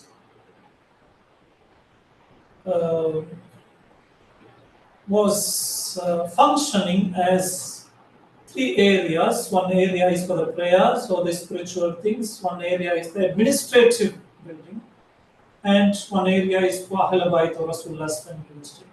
So, Masjid, the emergence of Masjid al-Nabawi as a central site of Islamic State. So now, how to answer this question? So you have to give some sort of introduction. So Masjid al-Nabawi, the Prophet's mosque in Medina, became the spiritual, social, political and administrative center of the early Islamic State. It was not just a place of worship, but the heart of the Muslim community. How this establishment of Masjid? So after the hijrah of migration to Medina, Prophet ﷺ, first thing what he has done, he purchased a land and built Masjid al-Nabawi. It was a simple design, not like our this dome and masjid we see. Those things came after Umayyad. So it was just simple thing. You can't identify this as a masjid. Now we know this is masjid and this is temple, this is church. We'll be able to identify things by the structure, the Mughal structure or the Moorish structure of Spain. So several structures. So those things were not there. So Mughal structure, something like this. This Moorish structure, you can find this in Spain, the Moorish structure. And the Mughal structure of like this, the Taj Mahal and stuff, you can see. So these are the latest stages, these structures which has come, the onion styles or whatever it is, and kubbas, different style of the kubbas or the domes and things. So those are the culture that's not religious. I think this culture, Islamic culture, it has added to latest stages in Umayyad time especially.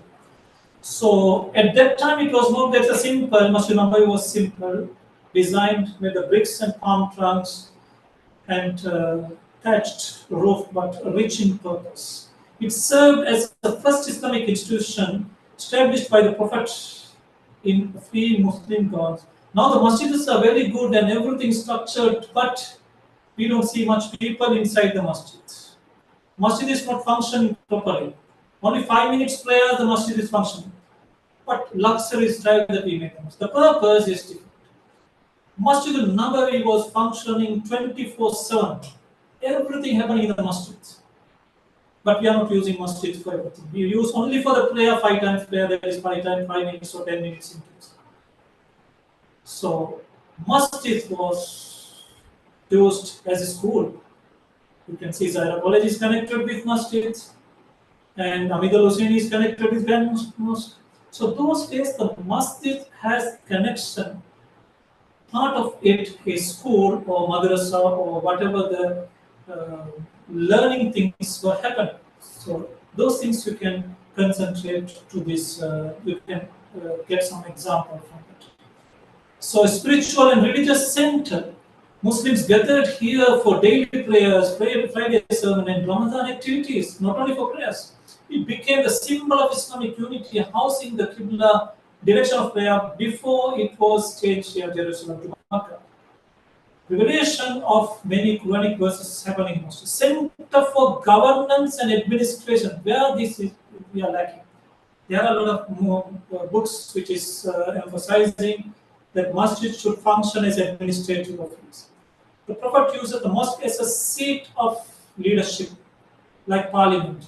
Major political decisions, treaties, delegations, and legal judgments were conducted there. It became the first office of the Islamic government.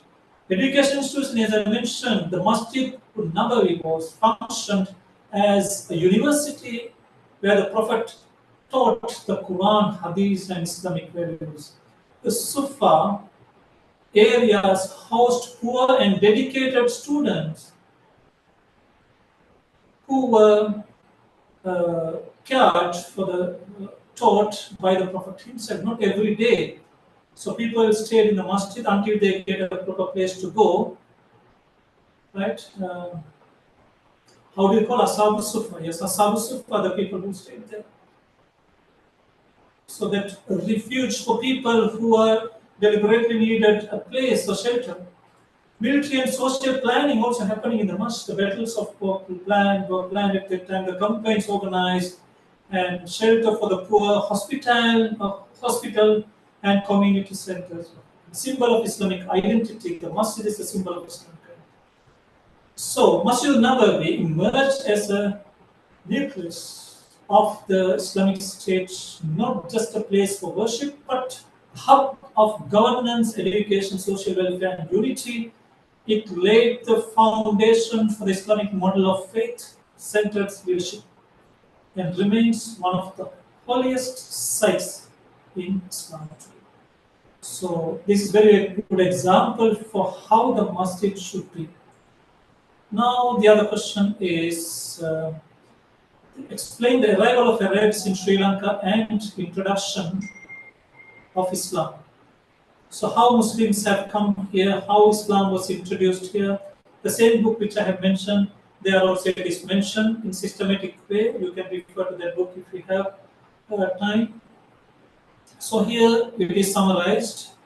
So arrival of Arabs in Sri Lanka and introduction of Islam is a significant chapter in the island's religious and cultural history.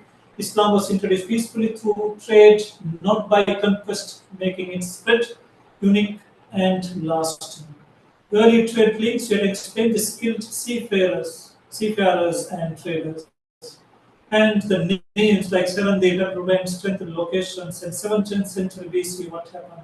The peaceful introduction of Islam and spread by force. It's not spread by force. Personal interaction, good conduct, ethical trade practices that led to the introduction of Islam to Sri Lanka. The first Muslims were traded. The first Muslims were traded who settled in coastal areas like Beruala, Colombo, Gaul,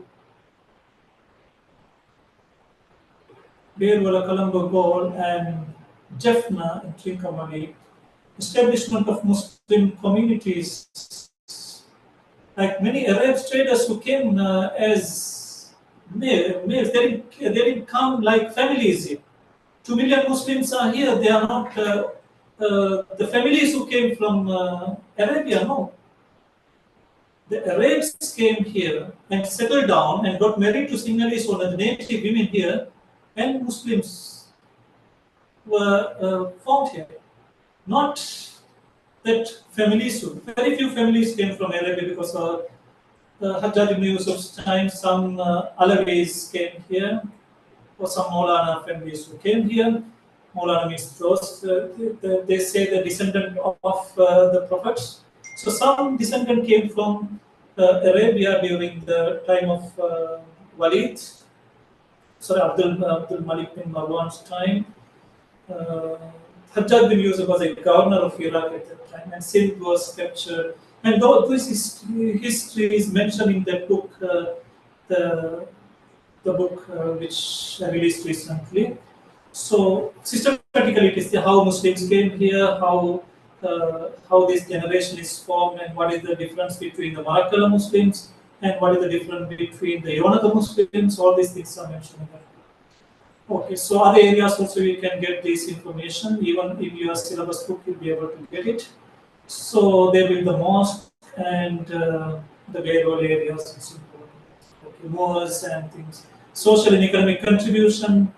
So those things you can mention, and their tolerance under the local rulers and how the local rulers or kings supported them. It's a big story. So you can summarize as it is. Islam was introduced to Sri Lanka by Arab traders through peaceful means in the 7th to 8th century CE.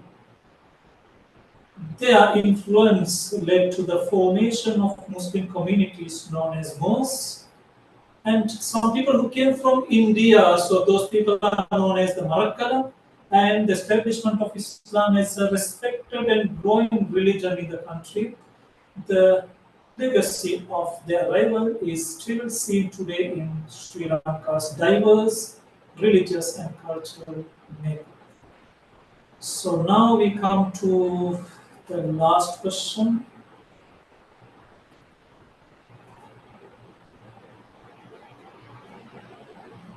Describe the works of Imam Shafi'i. So, what Imam Shafi'i has done? Shafi'i Rahmatullah alayhi. Imam Shafi'i Rahmatullah alayhi. What is his full name and the period he was living, and great Islamic scholar. These are the introduction that you can give. The founders of Shafi'i school of thought. One of the four major Sunni Madhhab school of Islamic jurisprudence. His contributions were critical in shaping Islamic legal theory and methodology. So most of them, they follow the Shafi'i. On Sri Lanka we follow, India Shafi'i Madhhab we follow. So next time they might ask maybe Imam Hanafi or Imam Hanbali Rahmatullah alayhi, we don't know. So you should be prepared. This is structure. You have to give the introduction of them. Then you come to the points of founder of Shafi'i school of fiqh. That was a major thing. So you can put it in a separate paragraph that Imam Shafi'i developed a balanced and systematic method of interpreting Islamic law of fiqh. He combined the legal reasoning ijtihad of Iraq associated with Imam Abu Hanifa and the hadith-based approach of the Hijaz, that means that is associated with Imam Malik. So Imam Malik was stationed in Hijaz or in Medina, or Imam Abu Hanifa, Iraq. Imam Abu Hanifa was stationed in Iraq. So it was the combined knowledge of all these things. So madhhab of these three people.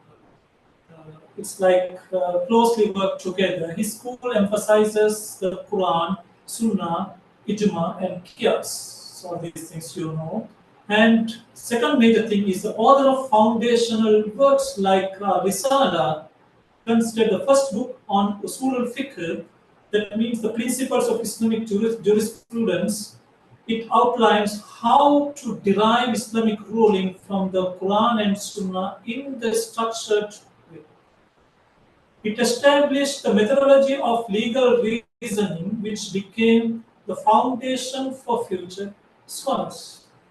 And his another famous book is Kitabul the comprehensive encyclopedia of Islamic jurisprudence detailing ruling on worship, family law, and transactions, etc. Reflects his updated legal opinions and practical applications of his legal principles. So, his defense and preservation of Sunnah. So, he defend and preserve the Sunnah. That is also important part. You can have a separate paragraph on that. Imam Shafi placed a strong emphasis on the Hadith as a primary source of Islamic law. He refuted those who tried to separate Quran and Hadith, proving that both are essential and interdependent. Hadith is the explanation to Quran. To understand the Quran, you need Hadith. Interdependency is there. One is depending to the other. He traveled widely to collect authentic hadiths and verify their chains. Sanad, Isnad, all these things we will learn from fiqh or some other areas. Unifier of legal schools. Imam Shafi studied under Imam Malik and met scholars from the Hanafi school. He helped to bridge the gap between different legal traditions and harmonizing their strengths while forming his own school. So they were not fighting. We are fighting. Maybe I'm Shafi, you are Hanafi, you are Hanbali. No fight. So he was one of the imams, unified the legal schools of Malik or Hanbali and others. Personal character and teaching legacy. So that also we have to see his personal character, deep piety, humility, and intelligence. He had many students, and his teachings spread widely in regions like Egypt, Yemen, East Africa, Indonesia, even Sri Lanka, South India. Especially the Kerala had connected to Sri Lanka those days, and in Tamil Nadu as well.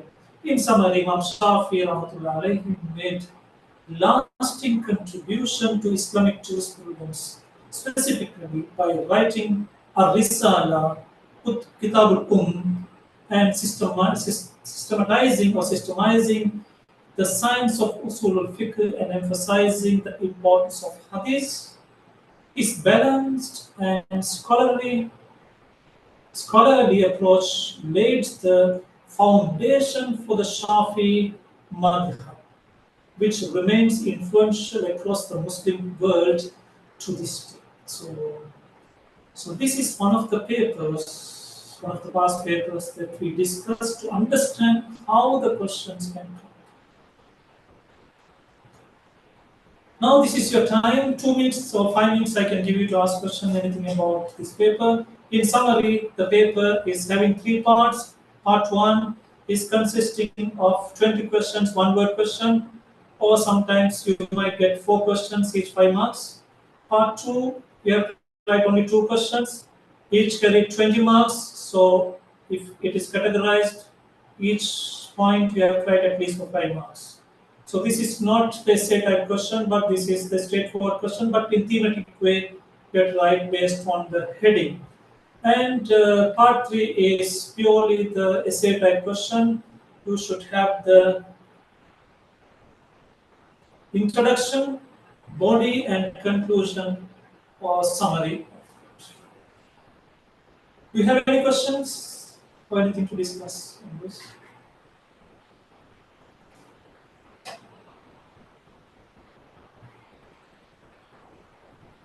No, sir. Right, then, Jazakumullah khair. Thank you for participating. 1 minute, I will pass it to Fawaz sir. Fawaz sir.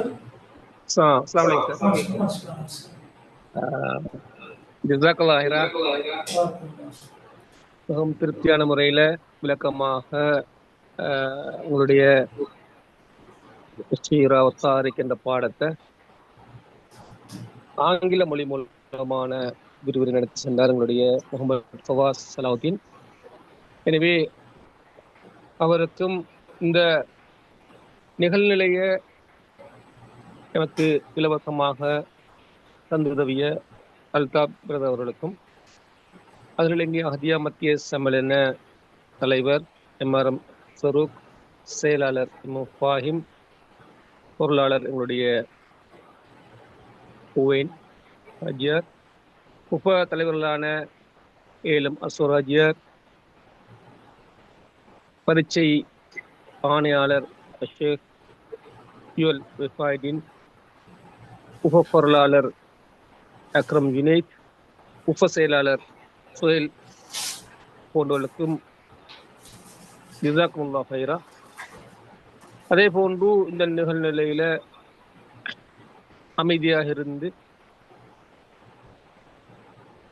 அழகான முறையில் கேள்விகளுக்கு விடையளித்து பங்கு பற்றிய உலமாக்கள், மாணவ மாணவிகள் அனைவருக்கும் மீண்டும் ஒரு முறை நன்றி கூறி விடைபெறுகின்றேன்.